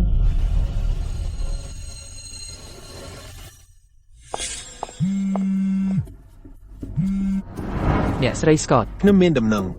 កំពុងសរសេរសំណើមម្ដងទៀត ឡដូចមុនផ្ញើសំណើមកខ្ញុំភ្លាមយើងអាចនិយាយពីតម្លៃបានលើកនេះខ្ញុំចង់បានកំណែពេញ យកហើយ តើផែនការមុនទាំងនោះបានបញ្ចប់យ៉ាងដូចម្ដេចនៅក្នុងដៃរបស់ Lynette Scott ខ្ញុំប្រកាសថា Jillian បានទទួលអ៊ីមែលដែលខ្ញុំបានផ្ញើហេតុអ្វីបានជា Lynette Scott ទាំងខ្លឹមសារនោះបានយ៉ាងច្បាស់ តើអ្នកកំពុងគិតអ្វីត្រូវតែមានអ្នកក្បត់ តើអ្នកមកទីនេះធ្វើអ្វីនេះគឺ Starlight តើអ្នកមកដល់ពេលណា ទ្វារមិនបានចាក់សោ នាយកប្រតិបត្តិដ៏មានអំណាចរបស់ Co Group ចំណាយពេលពេញមួយថ្ងៃនៅក្រុមហ៊ុនអ្នកអតីតើអ្នកកំពុងធ្វើអ្វីពិតប្រាកដចេតនាលាក់កំបាំង ត្រូវហើយខ្ញុំពិតជាមានចិត្តណាលាក់កំបាំងសម្រាប់អ្នក Grayson អ្នកលេងស្រីដូចអ្នកគ្មានពាក្យពិតនិយាយទេខ្ញុំគិតថាអ្នកគ្រាន់តែសងសឹកខ្ញុំដែលជន់ជើងអ្នកកំពុងលេងសើចនឹងខ្ញុំដោយចេតនា ខ្ញុំនិយាយពិតហេតុអ្វីអ្នកមិនជឿខ្ញុំ ទោះជាខ្ញុំនឹងជឿអ្នក Lily ចូលមកមួយផ្លែតអ្នកស្រី Vance លោកស្រីចង់ជួបខ្ញុំចាប់ពីថ្ងៃនេះទៅតាមដានសកម្មភាពក្នុងការិយាល័យឲ្យបានដិតដល់អ្នកណាចូលចេញជាពិសេសពេលខ្ញុំមិននៅរាយការណ៍មកខ្ញុំភ្លាមបើមានកំណត់ហេតុប្រតិបត្តិការនៅលើកុំព្យូទ័ររបស់ខ្ញុំនេះឬដាននៃឯកសារតែត្រូវបានចូលប្រើស៊ើបអង្កេតភ្លាមយល់ព្រមអ្នកស្រី Vance តើខ្ញុំត្រូវធ្វើអ្វីបើរកឃើញអ្វីតើខ្ញុំគួរចាប់ពួកគេទេចំពោះ Lynette Scott កុំចាប់នាងនៅឡើយទុកឲ្យនាងលួចទៅសំណើនេះត្រូវបានរចនាឡើងជាពិសេសសម្រាប់ក្រុមហ៊ុន Co Group ជាផែនការសហការ Lynette Scott ឥឡូវនេះកំពុងព្យាយាមដណ្ដើមយកក្រុមហ៊ុន Thorn Group មកវិញនិងមិនឈប់នៅអ្វីទាំងអស់ដើម្បីយកវាមកកាន់ដៃរបស់នាងនៅពេលដែលនាងទទួលយកសំណើដែលមានកំហុសនោះ Jillian Thorn នឹងឃើញថា Lynette Scott ជាអ្វីពិតប្រាកដយល់ហើយខ្ញុំនឹងរៀបចំវាភ្លាម ដូច្នេះអ្នកកំពុងគ្រោងនឹងសហការជាមួយក្រុមហ៊ុន Co Group មែនទេហេតុអ្វីត្រូវប្រឹងប្រែងច្រើនម្ល៉េះសរសេរសំណើគ្រាន់តែនិយាយមកហើយខ្ញុំនឹងធ្វើអ្វីក៏បានសម្រាប់អ្នក Grayson អ្នកស្រួលនិយាយណាស់និយាយរឿងបែបនេះទៅកាន់ស្រីម្នាក់បើអ្នកធ្លាប់រកឃើញស្រីដែលអ្នកពិតជាចូលចិត្តអ្នកអតីនឹងមិនគិតថាអ្នកស្មោះត្រង់ទេលើពីនេះទៅទៀតសំណើនេះមិនមែនពិតជានិយាយអំពីការសហការជាមួយ Co Group ទេវាគ្រាន់តែជាអន្ទាក់សម្រាប់ Lynette Scott ប៉ុណ្ណោះ អូ ខ្ញុំ Serena មិនត្រូវការសហការជាមួយអ្នកណាទេខ្ញុំជាទ្រព្យសម្បត្តិដ៏ធំបំផុតរបស់ខ្ញុំផ្ទាល់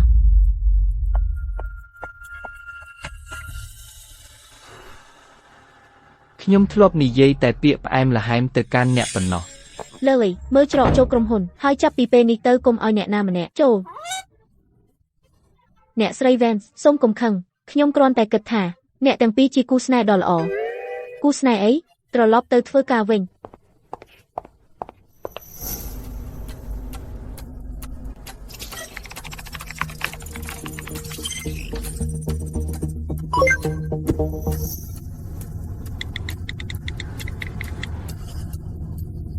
យល់ហើយអ្នកស្រី Vance កាលពីយប់មិញកុំព្យូទ័រការិយាល័យយើងបានបង្ហាញសញ្ញានៃការឈ្លានពានហើយក្រុមបច្ចេកទេសបានតាមដានវាទៅកាន់អតីតនិយោជិតម្នាក់គ្រប់គ្រងមនុស្សនោះឲ្យបានល្អហើយកុំធ្វើអ្វីនៅឡើយទេកុំឲ្យ Lynette Scott ដឹងពីភាពរំខានណាមួយយល់ហើយត តាខ្ញុំមកដល់ផ្ទះហើយ Serena អេងមកវិញហើយមកទីនេះថ្ងៃនេះលោកខតមកជួបខ្ញុំហើយដោយសារគាត់មានទេពកោសល្យនិងសមត្ថភាពច្រើនអេងគួរតែរៀនពីគាត់ តាក្រុមហ៊ុន Starlight មានតម្លៃជាង Cole Group បើអ្នកណាគួររៀនគឺលោក Cole ត្រូវរៀនពីខ្ញុំ អូសំឡាននិយាយបែបនេះលោកខលសុំគុំខ្វះព្រោះស្រីនេះត្រូវគេអនុញ្ញាតតាំងពីតូចនិយាយដោយគ្មានការគោរព មិនអីទេខ្ញុំពិតជាយល់ថាវាគួរឲ្យស្រឡាញ់ គាត់ចាប់ផ្ដើមម្ដងទៀតហើយនិយាយអួតអាង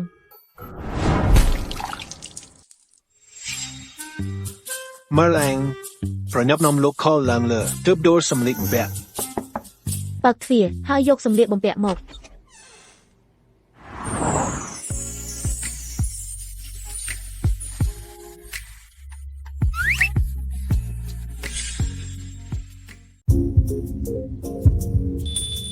ចូលចិត្តណាស់ ប្រញាប់ឡើងផ្លាស់សម្លៀកបំពាក់ទៅតើខ្ញុំមានបញ្ហាអីតើខ្ញុំអាចពាក់ចិត្តនឹងសម្រស់ឥតចម្រៅបែបនេះយ៉ាងម៉េច វាជាការប្រមាថដល់បញ្ញារបស់ខ្ញុំតើនេះមើលទៅចម្លែកលើខ្ញុំទេ ទេគ្រាន់តែមិននឹកស្មានថាអ្នកមានផ្នែកនេះទេអ្នកពិតជាស្អាតស្អំល្អណាស់ អញ្ចឹងនេះជាស្ទីលរបស់អ្នកមែនពីនេះទៅខ្ញុំនឹងស្លៀកពាក់បែបនេះ Grayson បើអ្នកនៅតែនិយាយផ្អែមល្ហែមដាក់ខ្ញុំនឹងខឹងពិតប្រាកដហើយ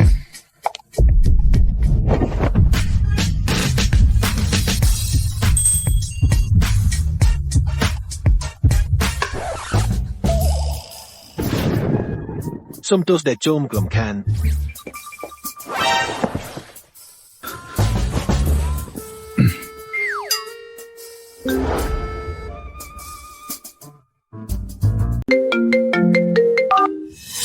លោកខូក្រុមហ៊ុន Thorn បានផ្ញើសំណើគម្រោងមួយពួកគេថាវាមានតម្លៃរាប់ពាន់លានពួកគេចង់ឲ្យលោកមើលបើលោកមិនចង់មើលទេខ្ញុំនឹងបដិសេធពួកគេភ្លាមខ្ញុំនឹងមើលប្រាប់ក្រុមហ៊ុន Thorn ផងប្រាប់ពួកគេឲ្យមកក្រុមហ៊ុន Cole នៅថ្ងៃស្អែក មានអ្នកមកពីក្រុមហ៊ុន Thorn មើលទៅដូចជាសំណើរបស់អ្នកស្ថិតនៅក្នុងដៃរបស់ Lynette Scott ហើយ Lynette Scott ចង់បានជោគជ័យរហ័សណាស់ប្រហែលជានាងមិនបានអានវាដោយយកចិត្តទុកដាក់ទេហើយទៅជួប Jillian Thorn ត្រង់ខ្ញុំចង់មើលពីរបៀបដែលនាងបង្ហាញគម្រោងនៅថ្ងៃស្អែកតើនាងនឹងនិយាយអ្វី អ្នកគួរតែមកនៅថ្ងៃស្អែកដែរ ការសម្ដែងដ៏ល្អបែបនេះតើខ្ញុំអាចខកខានដោយរបៀបណា Lynette បើយើងឈ្នះសំណើនេះខ្ញុំនឹងរៀបការឲ្យអ្នកភ្លាមខ្ញុំនឹងរៀបការអ្នកចូលគ្រួសារ Thorn យ៉ាងធំ អូខេ លោក Cole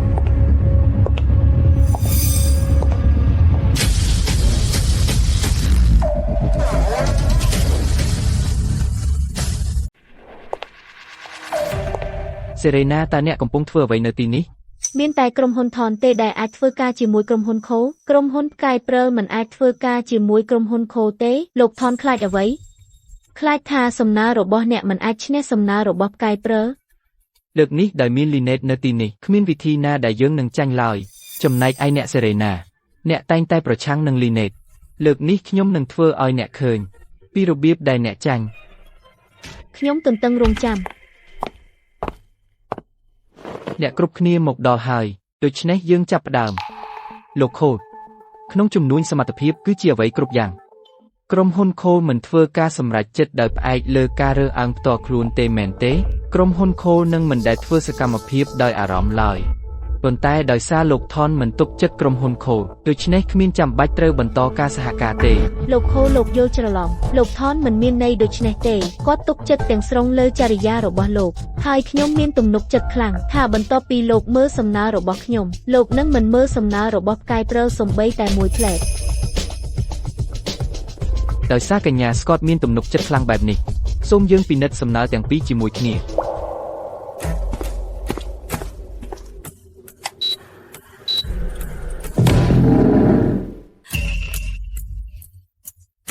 តើវាអាចដូចគ្នាយ៉ាងដូចម្ដេចហ៊ានលួចស្នាដៃអ្នកដទៃ Starlight ក្រុមហ៊ុនធំល្បិចទៀបបែបនេះ ហេតុអ្វីបានជាគិតថាខ្ញុំលួច មិនច្បាស់ទេអញគ្រាន់តែមុខស្អាតដឹងអ្វីពីសំណើ Lynette ធ្លាប់សរសេរសំណើជាច្រើនសម្រាប់ក្រុមហ៊ុន Thorn ខ្ញុំស្គាល់ស្ទីលនាងដូចបាតដៃខ្ញុំច្បាស់ជាអ្នកលួចស្នាដៃលោក Cole សំណាលួចគេអ្នកពិតជាស្រួលចិត្តជាមួយដៃគូបែបនេះខ្ញុំស្នើឲ្យហៅប៉ូលីសឥឡូវនេះដើម្បីនាំអក្រិតជនបំផ្លាញទីផ្សារនេះទៅកាន់យុត្តិធម៌លោកថនកុំប្រញាប់ពេកអ្នកថាអ្នកស្រីស្កតធ្លាប់សរសេរសំណើជាច្រើនឲ្យក្រុមហ៊ុនថនហើយអ្នកស្គាល់ស្ទីលនាងច្បាស់ដូច្នេះសូមបង្ហាញសំណើចាស់មកលីណេតបង្ហាញឡូកូមើលសំណើចាស់កុំខ្លាចនៅចំពោះមុខការពិតសេរ៉េណាគ្មានកន្លែងប្រកែកទេ ហេតុអ្វីសេរ៉េណាមានសំណើរបស់តើជាបុគ្គលិកស្ដារឡៃបើខ្ញុំបង្ហាញមិនមែនជាការចាប់ខ្លួនឯងទេ លីណេតចាំស្ទាក់ស្ទើរអី ខ្ញុំភ្លេចយកវាមកយើងមិនអាចឈ្នះសារណាទេឈប់និយាយពីវាទៅ ខ្ញុំអាចទ្រាំនឹងការអាម៉ាស់បានប៉ុន្តែខ្ញុំមិនអាចមើលអ្នកត្រូវគេជិះជាន់បានទេវាជាបញ្ហាកិត្តិយសរបស់អ្នកក្នុងនាមជាខ្ញុំត្រូវជួយអ្នកយកវាមកវិញលោកខូខ្ញុំមានសំណើចាស់នៅក្នុងទូរស័ព្ទខ្ញុំនេះមើលទៅអញ្ចឹងដោយផ្អែកលើរបៀបសរសេរនិងទម្រង់យើងអាចដឹងថាសំណើទាំងនេះនិងសំណើសម្រាប់ខូគ្រូត្រូវបានសរសេរដោយមនុស្សដូចគ្នាសារណាអ្នកចិត្តតូចណាស់អ្នកជាសៀវរបស់ក្រុមហ៊ុនរួចហើយដឹកនាំអ្វីទាំងអស់ដូច្នេះហេតុអ្វីបានជាអ្នកនៅតែរករឿងឡើយអ្នកតើនាងបានធ្វើអីដល់អ្នកឬក៏អ្នកចំណែនដែលនាងមានស្នេហារបស់ខ្ញុំគិតថាអ្នកបានលេងទំនាក់ទំនងដែលមិនដែលជារបស់អ្នកនេះខ្ញុំមិននឹកស្មានថាអ្នកនឹងលេងល្បិចចកខ្វក់នៅពីក្រោយឆាកហើយព្យាយាមបំផ្លាញឡើយអ្នកសូមប្រាប់អ្នកថាដរាបណាខ្ញុំនៅទីនេះខ្ញុំនឹងមិនឲ្យអ្នកបន្តជិះជាន់ឡើយអ្នកទេ លោកហ្វូនអ្នកមានចិត្តស្មោះត្រង់ណាស់ខ្ញុំពិតជារំភើបចិត្តណាស់សូមចងចាំលោកហ្វូនគ្រប់ពាក្យដែលលោកទើបតែនិយាយកុំស្ដាយក្រោយ ប្រសិនបើខ្ញុំមិននាំអ្នកមកកាត់ទោសហើយឲ្យអ្នកសុំទោសឡើយអ្នកជាសាធារណៈខ្ញុំទេដែលនឹងស្ដាយក្រោយសំណើទាំងពីរពិតជាដូចគ្នាប៉ុន្តែមានកន្លែងមួយតែមួយមានកំហុសធ្ងន់ធ្ងរអ្នកថែមទាំងចម្លងមិនត្រឹមត្រូវទៀតលើកនេះអ្នកនឹងចាញ់ដោយយុត្តិធម៌សំណើដែលមានកំហុសគឺជាសំណើរបស់ Thorn Group តើវាអាចទៅរួចដោយរបៀបណាក្រុមហ៊ុន Thorn បានធ្វើខុសទិន្នន័យសំខាន់មួយចំណុចទិដ្ឋាត្រូវបានផ្លាស់ទីមួយកន្លែងនោះជាកំហុសដ៏ធំមួយប្រសិនបើលោកស្រី Scott ពិតជាសរសេរសំណើនេះនាងមិនគួរធ្វើកំហុសមូលដ្ឋានបែបនេះទេទាំងអស់នេះជាការរៀបចំក្រុមហ៊ុន Cole មិនដែលចង់បានភាពជាដៃគូជាមួយក្រុមហ៊ុន Thorn ទេអ្នកចិត្តណាស់ហើយយើងមកទីនេះដើម្បីបង្អាប់យើង Grayson ខ្ញុំមិនដែលគិតថាអ្នកនឹងអាក្រក់ដល់កម្រិតនេះទេអ្នកមិនសាកសម្ដឹកនាំក្រុមហ៊ុន Cole ទេលោក Thorn ប្រយ័ត្នពាក្យសម្ដីផងខ្ញុំ Grayson តែងតែយកចិត្តទុកដាក់លើការងាររបស់ខ្ញុំប៉ុន្តែពេលនរណាម្នាក់ប្រមាថខ្ញុំមានវិធីជាច្រើនដើម្បីដោះស្រាយជាមួយគេខ្ញុំពិតជាមកឃើញអ្នកធ្វើឲ្យខ្លួនឯងអាម៉ាស់ណាស់ Jillian ត្រូវបានគេក្បត់ដោយអ្នកដែលអ្នកទុកចិត្តមិនល្អទេមែនទេ Lynette Scott អ្នកបានរីករាយនឹងភាពរុងរឿងដែលមិនសមនឹងទទួលយូរមកហើយដល់ពេលត្រូវប្រគល់វាវិញអស់ហើយលោក Thorn ឯកសារនេះបង្ហាញថាកាលពី2ថ្ងៃមុនកុំព្យូទ័ររបស់ក្រុមហ៊ុន Starlight ត្រូវបានគេលួចចូលវារៀបរាប់លម្អិតអំពីសំណើដែលត្រូវបានលួចក្រុមហ៊ុន Starlight បានកំណត់អត្តសញ្ញាណអ្នកលួចចូល Template ក៏មានការសារភាពរបស់អ្នកលួចចូលផងដែរសូមមើលទៅលោក Thorn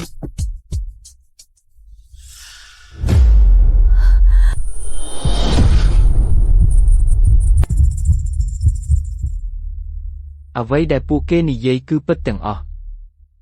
ពីដើមដល់ចប់អ្នកបានកុហកខ្ញុំអ្នកមិនមែនជាស្ទេ Jillian ឲ្យខ្ញុំពន្យល់សិន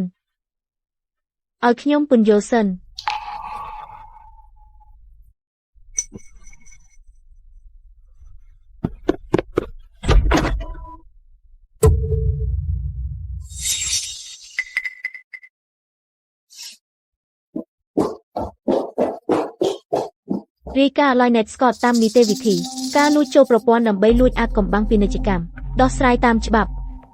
យល់ហើយអ្នកមិនប្រាប់ Jillian ថាអ្នកគឺស្ឬហេតុអីខ្ញុំត្រូវប្រាប់គាត់ដើម្បីឲ្យគាត់រំខានខ្ញុំគ្រាន់តែចង់ឲ្យគាត់និង Lynette Scott រៀនមេរៀនរបស់ពួកគេលោកស្រី Vance អ្នកភ្លេចអ្វីមួយឬអីក្រុមហ៊ុន Cole Group ពិតជាចូលចិត្តសំណើរបស់អ្នកហើយចង់សហការជាមួយអ្នកក្រុមហ៊ុន Cole Group ចង់សហការជាមួយ Starlight ដូចនេះលោក Cole មិនគួរមក Starlight ដើម្បីសួរសុខទុក្ខទេ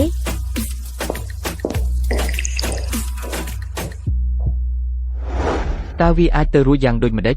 តើ Lionnet មិនមែនយ៉ាងម៉េចដូចនេះអ្នកណាជាតើអ្នកណាជាអ្នកនោះពិតប្រាកដនេះគឺបន្ទប់ដែល Serena ស្នាក់នៅផ្ទះ Thorn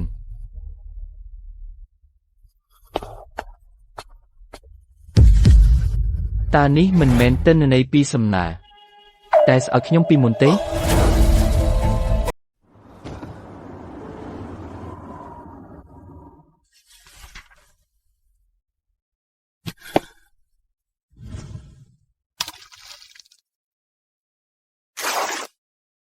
សូមអបអរសាទរអាពាហ៍ពិពាហ៍របស់អ្នកទាំងពីរលាហើយ នាងប្រហែលជាធ្វើពិបាកចាប់ Serena សុំទោស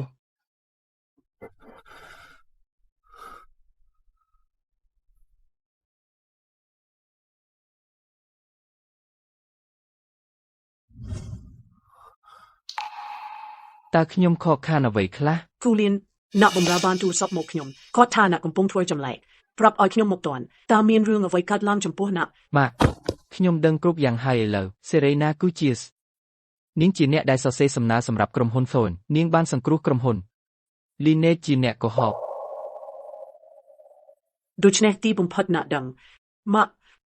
ខ្ញុំនឹងយក Serena មកវិញមិនថាចំណាយពេលយូរប៉ុណ្ណាទេ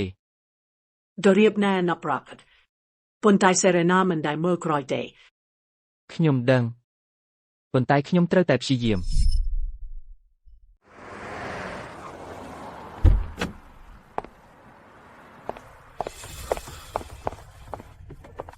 Serena ជំរាបសួរព្រឹកទាំងនេះជាផ្កា Rose ដែលអ្នកចូលចិត្ត Julian តើអ្នកមកទីនេះធ្វើអី ខ្ញុំមកទទួលអ្នកទៅធ្វើការពីពេលនេះទៅខ្ញុំនឹងមករាល់ថ្ងៃ Lily សន្តិសុខ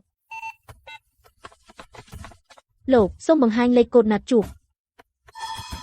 Serena ខ្ញុំគ្មានចិត្តនាអាក្រក់ទេ Starlight មិនទទួលភ្ញៀវដោយគ្មានការណាត់ទេសូមចាក់ចេញ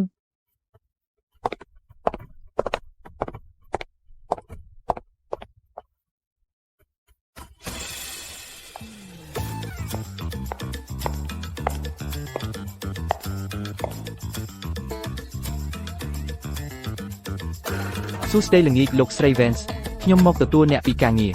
តើអ្នកមកទីនេះធ្វើអី Lily ប្រាប់ថាអ្នកធ្វើការយប់ខ្ញុំបារម្ភថាអ្នកបើកបរតែម្នាក់ឯង ខ្ញុំមានអ្នកបើកបរ អ្នកបើកបរឈប់សម្រាប់ថ្ងៃនេះហើយគាត់ទៅបើមិនជឿ លោកស្រី Vance ខ្ញុំពិតជាមានគម្រោងយប់នេះលោកខូថានៅតាមផ្លូវអ្នកសូកប៉ាត់មនុស្សខ្ញុំទៀតហើយ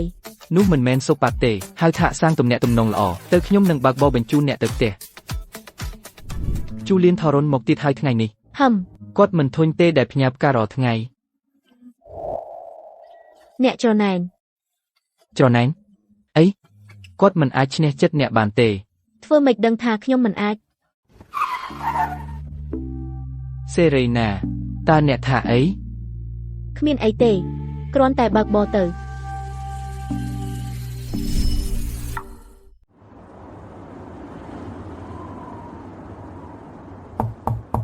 ចូលមក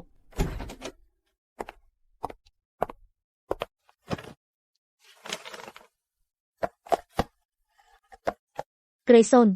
អ្នកតែងតែនៅ Starlight តើបុគ្គលិកក្រុមហ៊ុន Co Group មិនខ្វល់ទេ ក្រុមហ៊ុន Co Group មានអ្នកគ្រប់គ្រងជំនាញប៉ុន្តែអ្នកនេះបើអ្នកមិនញ៉ាំទេពោះអ្នកនឹងឈឺទៀត តើអ្នកដឹងថាពោះខ្ញុំឈឺដោយរបៀបណា Lily ប្រាប់ថាម្សិលមិញអ្នកមកស្លេកអ្នកចាប់ពោះឥតឈប់ អរគុណ ចាប់ពីពេលនេះទៅខ្ញុំនឹងមករាល់ថ្ងៃត្រង់ អ្នកមិនចាំបាច់មករាល់ថ្ងៃទេ ខ្ញុំត្រូវតែមកឬអត់អ្នកនឹងមិនញ៉ាំទេ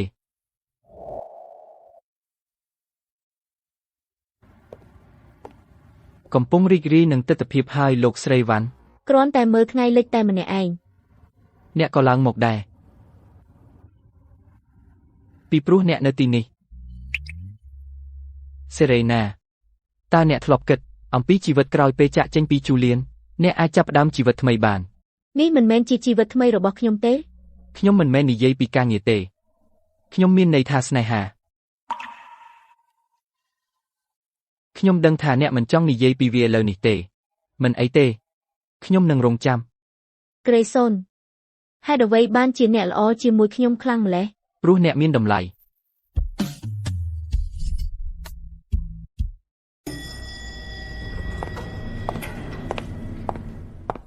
អ្នកស្រីវ៉ាន់នេះជាផែនការប្លែកថ្មីបំផុតរបស់ក្រុមហ៊ុនសូនសូមមើលក្នុងនាមជាអ្នកវិនិយោគ Julian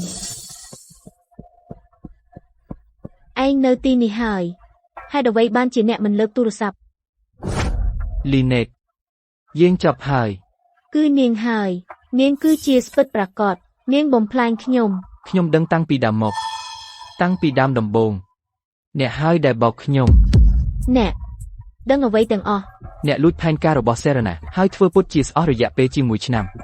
តើអ្នកមានសិទ្ធិនៅទីនេះទេ Serena ឥឡូវសប្បាយចិត្តហើយឬអ្នកបំផ្លាញខ្ញុំអ្នកបំផ្លាញខ្លួនឯងរាល់ការសម្រេចចិត្តគឺអ្នកធ្វើទាំងអស់ខ្ញុំមិនមើលផែនការរបស់អ្នកទេកុំត្រឡប់មកវិញ ខ្ញុំដឹងថាអ្នកនឹងបដិសេធប៉ុន្តែខ្ញុំនៅតែមក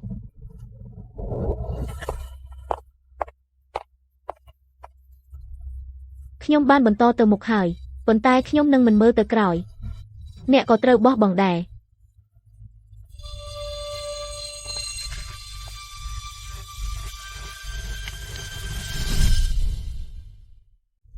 ក្រុមហ៊ុន Starlight Group របស់ Serena Vance សម្រេចបានអច្ឆរិយៈអាជីវកម្មមួយទៀតគម្រោងថាមពលកើតឡើងវិញដែលមានតម្លៃរាប់ពាន់លានដុល្លារត្រូវបានចាប់ផ្ដើម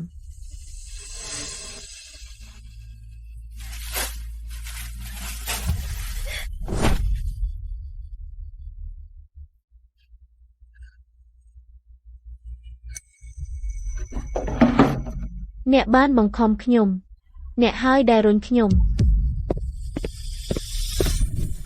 លោកខូមានដំណឹងពី Starlight នៅម៉ោង 4 ល្ងាចថ្ងៃនេះអ្នកនាងវ៉ាន់នឹងទៅយានដ្ឋានចតឡានកម្រិត12ដើម្បីយកឡានរបស់នាងយល់ហើយខ្ញុំនឹងត្រៀមខ្លួនលោកខូលោកទៅ Starlight រាល់ថ្ងៃតើវាមិនច្បាស់ពេកទេខ្ញុំចង់ឲ្យវាច្បាស់បើមិនដូច្នេះទេ Julian Thorne នឹងគិតថាគាត់មានឱកាសខ្ញុំនឹងជិះឡានឲ្យអ្នកយប់នេះ មិនបាច់ទេខ្ញុំមានអ្នកបើកឡាន អ្នកបើកឡានឈប់សម្រាក លើលីថានាងមិនបានឈប់សម្រាកទេ អញ្ចឹងខ្ញុំប្រហែលជាចង់ចាំខុស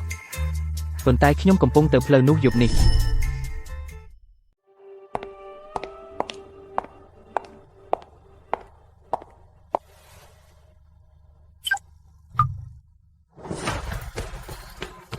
អ្នកបង្ខំខ្ញុំ Serena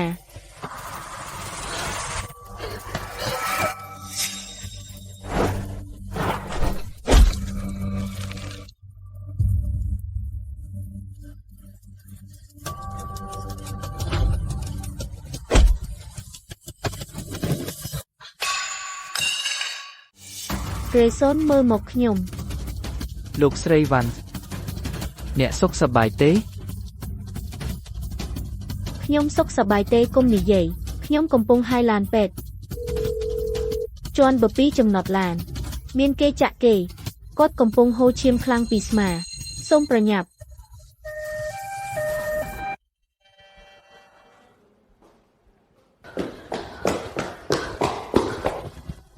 អ្នកសុខសប្បាយទេលោកស្រីវ៉ាន់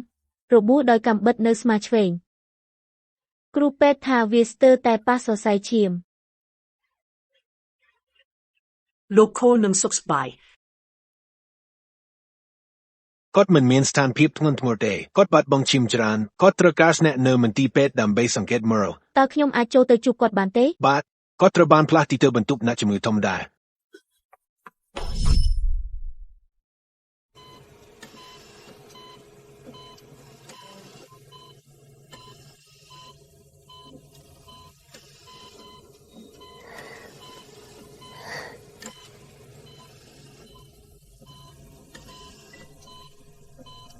អ្នកស្រី Vance ការយំមិនសមនឹងអ្នកទេ អ្នកណាយំខ្ញុំមានខ្សាច់ចូលភ្នែក នៅក្នុងបន្ទប់មន្ទីរពេទ្យមានខ្សាច់យ៉ាងម៉េច ខ្ញុំយកវាពីខាងក្រៅមក Grayson អ្នកឈួតហើយឬហេតុអ្វីអ្នកយកកាំបិតជំនួសខ្ញុំអ្នកដឹងទេថាអ្នកអាចស្លាប់ ដឹងប៉ុន្តែបើខ្ញុំត្រូវធ្វើម្ដងទៀតខ្ញុំនៅតែធ្វើដូច្នោះ ហេតុអ្វី ព្រោះខ្ញុំចូលចិត្តអ្នកខ្ញុំមិននិយាយលេងទេវាមិនមែនជាល្បិចរបស់អ្នកលេងស្រីទេ Serena ខ្ញុំចូលចិត្តអ្នកតាំងពីពេលឃើញអ្នកលើស្ពានអាកាសខ្ញុំដឹងថាឥឡូវអ្នកប្រហែលជាមិនជឿខ្ញុំទេប៉ុន្តែខ្ញុំមានពេលវេលាទាំងអស់នៅក្នុងពិភពលោក Grayson ឆាប់ជាសះស្បើយណា យោពម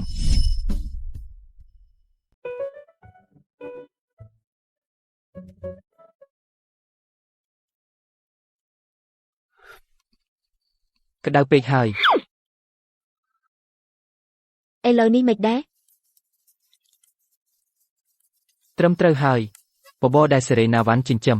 ល្អជាងអាហារផ្កាយ3មីឆេលីន និយាយផ្អែមល្ហែមដែរទោះបីរបួសដល់ពេលបដូរបង់រំ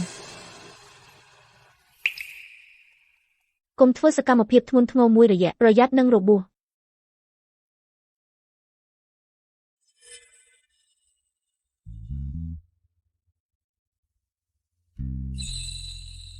នេះជាអ្វី នៅមន្ទីរពេទ្យវាមិនស្រួលទេពេលអ្នកចេញពីមន្ទីរពេទ្យយើង សេរីណាតើអ្នកកំពុងសុំរៀបការទេ បើអ្នកមិនចង់ទេនោះកុំអី ខ្ញុំយល់ព្រមខ្ញុំសុបិនអំពីរឿងនេះប៉ុន្តែខ្ញុំគួរតែជាអ្នកធ្វើរឿងនេះ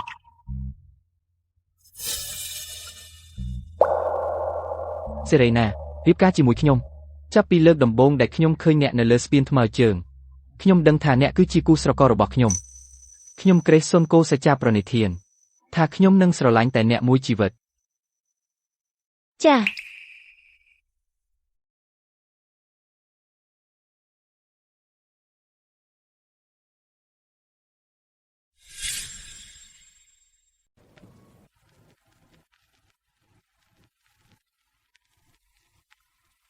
គូលៀនអំពីក្រុមហ៊ុនយាយរបស់អ្នកនឹងខ្ញុំដឹងហើយវាមិនមែនជាកំហុសរបស់អ្នកទេនេះជា$10 លានវាជាលុយដែលម៉ាក់របស់អ្នកនឹងខ្ញុំទុកដាក់គ្រប់គ្រាន់សម្រាប់អ្នកចាប់តាមថ្មី យេម៉ាក់ខ្ញុំបានធ្វើឲ្យអ្នកខកចិត្ត អ្នកមិនបានធ្វើឲ្យនរណាម្នាក់ខកចិត្តទេអ្នកត្រូវបានគេបោកបញ្ឆោតអ្វីដែលសំខាន់ឥឡូវនេះគឺអ្វីដែលអ្នកធ្វើបន្ទាប់ ខ្ញុំចង់ដាក់ពាក្យសុំការងារនៅស្ដារឡាយ Starlight តោះនោះមិនមែនជាក្រុមហ៊ុនរបស់ Serena Dare ខ្ញុំចង់ធ្វើការជាមួយសេរីណាមិនមែនដើម្បីឈ្នះនាងមកវិញទេខ្ញុំដឹងថាខ្ញុំមិនអាចឈ្នះនាងមកវិញបានទេគ្រាន់តែនៅក្បែរនាងហើយមើលនាងជោគជ័យហើយកែប្រែកំហុស ចុះយើងគ្រប់គ្រងអ្នក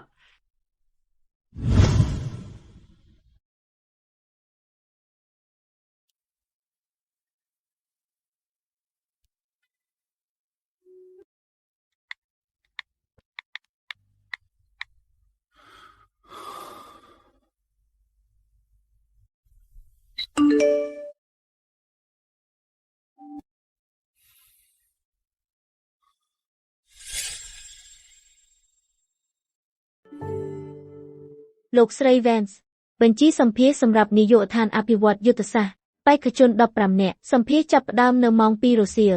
យល់ព្រមលោកស្រី Vance មានប្រវត្តិរូបមួយដែលលេចធ្លោរបស់ Gillian Thorne គាត់បានដាក់ពាក្យសុំតំណែងអ្នកវិភាគជាមួយនឹងប្រវត្តិរបស់គាត់អាចទៅរកមុខតំណែងខ្ពស់ជាងនេះបានប៉ុន្តែគាត់គ្រាន់តែដាក់ពាក្យជាអ្នកវិភាគប៉ុណ្ណោះ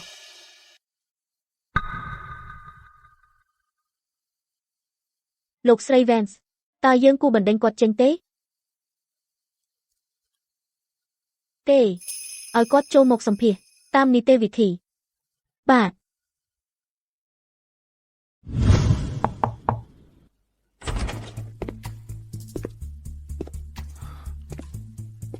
សួស្តីលោកស្រី Vance ខ្ញុំមកទីនេះដើម្បីសម្ភាសសម្រាប់តំណែងអ្នកវិភាគនៅនាយកដ្ឋានអភិវឌ្ឍយុទ្ធសាស្ត្រខ្ញុំឈ្មោះ Gillian Thorne សូមអង្គុយ លោក Thorne គុណវុឌ្ឍរបស់អ្នកខ្ពស់លើសតំណែងអ្នកវិភាគទៅទៀតហើយអ្វីបានជាអ្នកដាក់ពាក្យសុំតំណែងថ្នាក់ចូលដំបូងនៅ Starlight ព្រោះខ្ញុំចង់ចាប់ផ្ដើមពីដំបូងវិញផ្នែកមួយនៃភាពជោគជ័យកន្លងមករបស់ខ្ញុំគឺសំណាងនិងផ្នែកមួយទៀតគឺដោយសារការខិតខំរបស់អ្នកដទៃខ្ញុំចង់ពឹងផ្អែកលើសមត្ថភាពផ្ទាល់ខ្លួនហើយបញ្ជាក់ខ្លួនឯងសាជាថ្មីប្រសិនបើគេសុំឲ្យអ្នកដោះស្រាយការវិភាគហិរញ្ញវត្ថុនៃគម្រោងតើអ្នកនឹងចាប់ផ្ដើមយ៉ាងដូចម្តេចដូច្នេះអំពីតវិជ្ជាហិរញ្ញវត្ថុគំនិតស្នូលរបស់យើងគឺការប្រើប្រាស់លំហូរសាច់ប្រាក់ដែលមានស្រាប់សម្រាប់ដំណាក់កាលវិតម្លៃហានិភ័យយើងបានធ្វើទេសភាពតានតឹងដើម្បីធានាសុវត្ថិភាពខ្សែសង្វាក់មូលធនក្នុងសេណារីយ៉ូខ្លាំងហើយតវិជ្ជាមូលដ្ឋាននៃគំរូហិរញ្ញវត្ថុគឺ Gillian Starlight មានរយៈពេលសាកល្បង3ខែ ក្នុងអំឡុងពេល3ខែនេះអ្នកនឹងត្រូវបានចាត់ទុកដូចជាបុគ្គលិកថ្មីដទៃទៀតដោយគ្មានការប្រព្រឹត្តពិសេសតើអ្នកអាចទទួលយកបានទេ ខ្ញុំអាចទទួលយកបានសូមអរគុណលោកស្រី Vance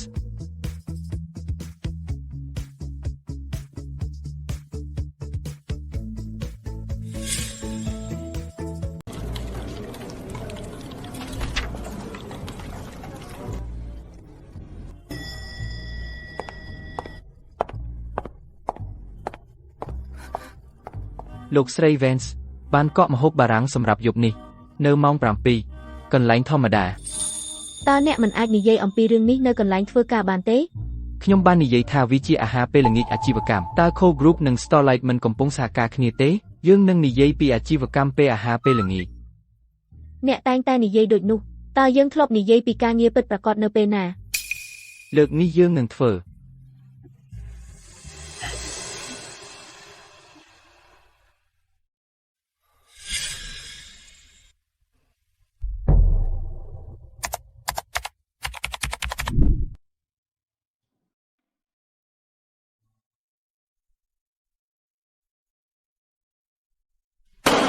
ចំចាត់ Lynette Scott ត្រូវបានកាត់ទោសពីចារកម្មសច្ចុកម្មនិងការវាយប្រហារដោយចេតនាទទួលបានការកាត់ទោសរួមជាប់ពន្ធនាគាររយៈពេល5ឆ្នាំ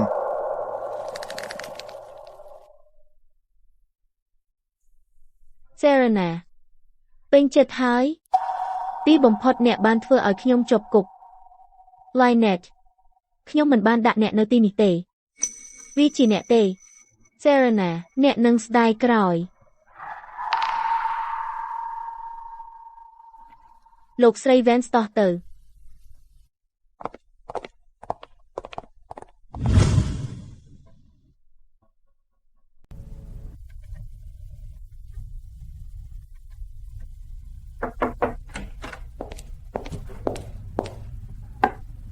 លោកស្រី Vance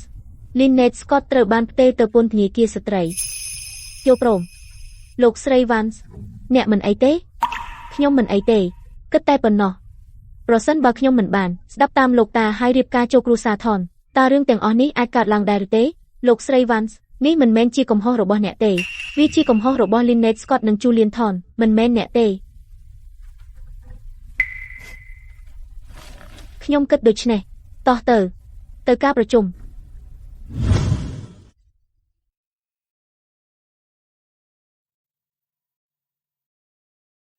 លោកគោលរបស់អ្នកបានមកដល់ហើយសូមឲ្យខ្ញុំមើល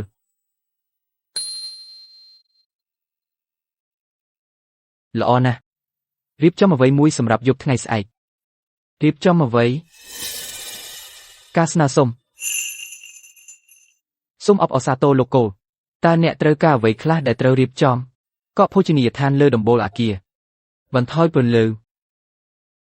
រីផ្កានៅលើឥដ្ឋនិងជួលអ្នកលេងវីយូឡុងមិនត្រូវការមនុស្សច្រើនទេមានតែខ្ញុំនិងសេរីណាយល់ហើយខ្ញុំនឹងរៀបចំភ្លាមចាំផ្កាគួរតែជាផ្កាកុលាបពណ៌សេរីណាចូលចិត្តផ្កាពណ៌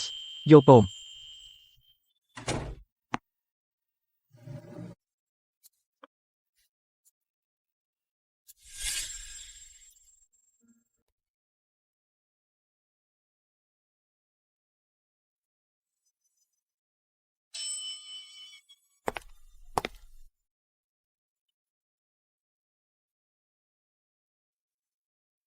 អ្នកស្រី Vance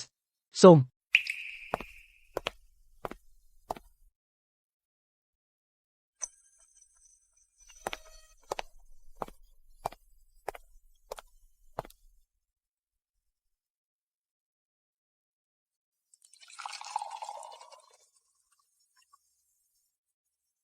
Serena អរគុណដែលបានមកថ្ងៃនេះអ្នកពិតជាខំប្រឹងខ្លាំងណាស់មិនមកមិនបានទេ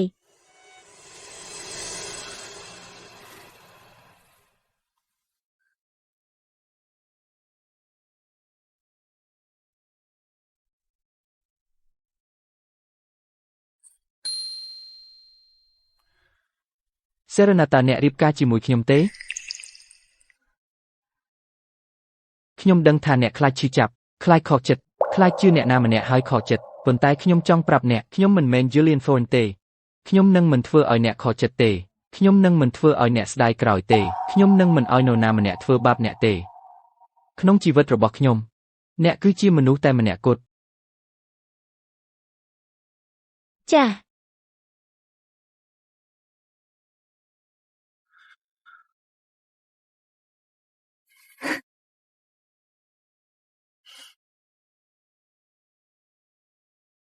Serena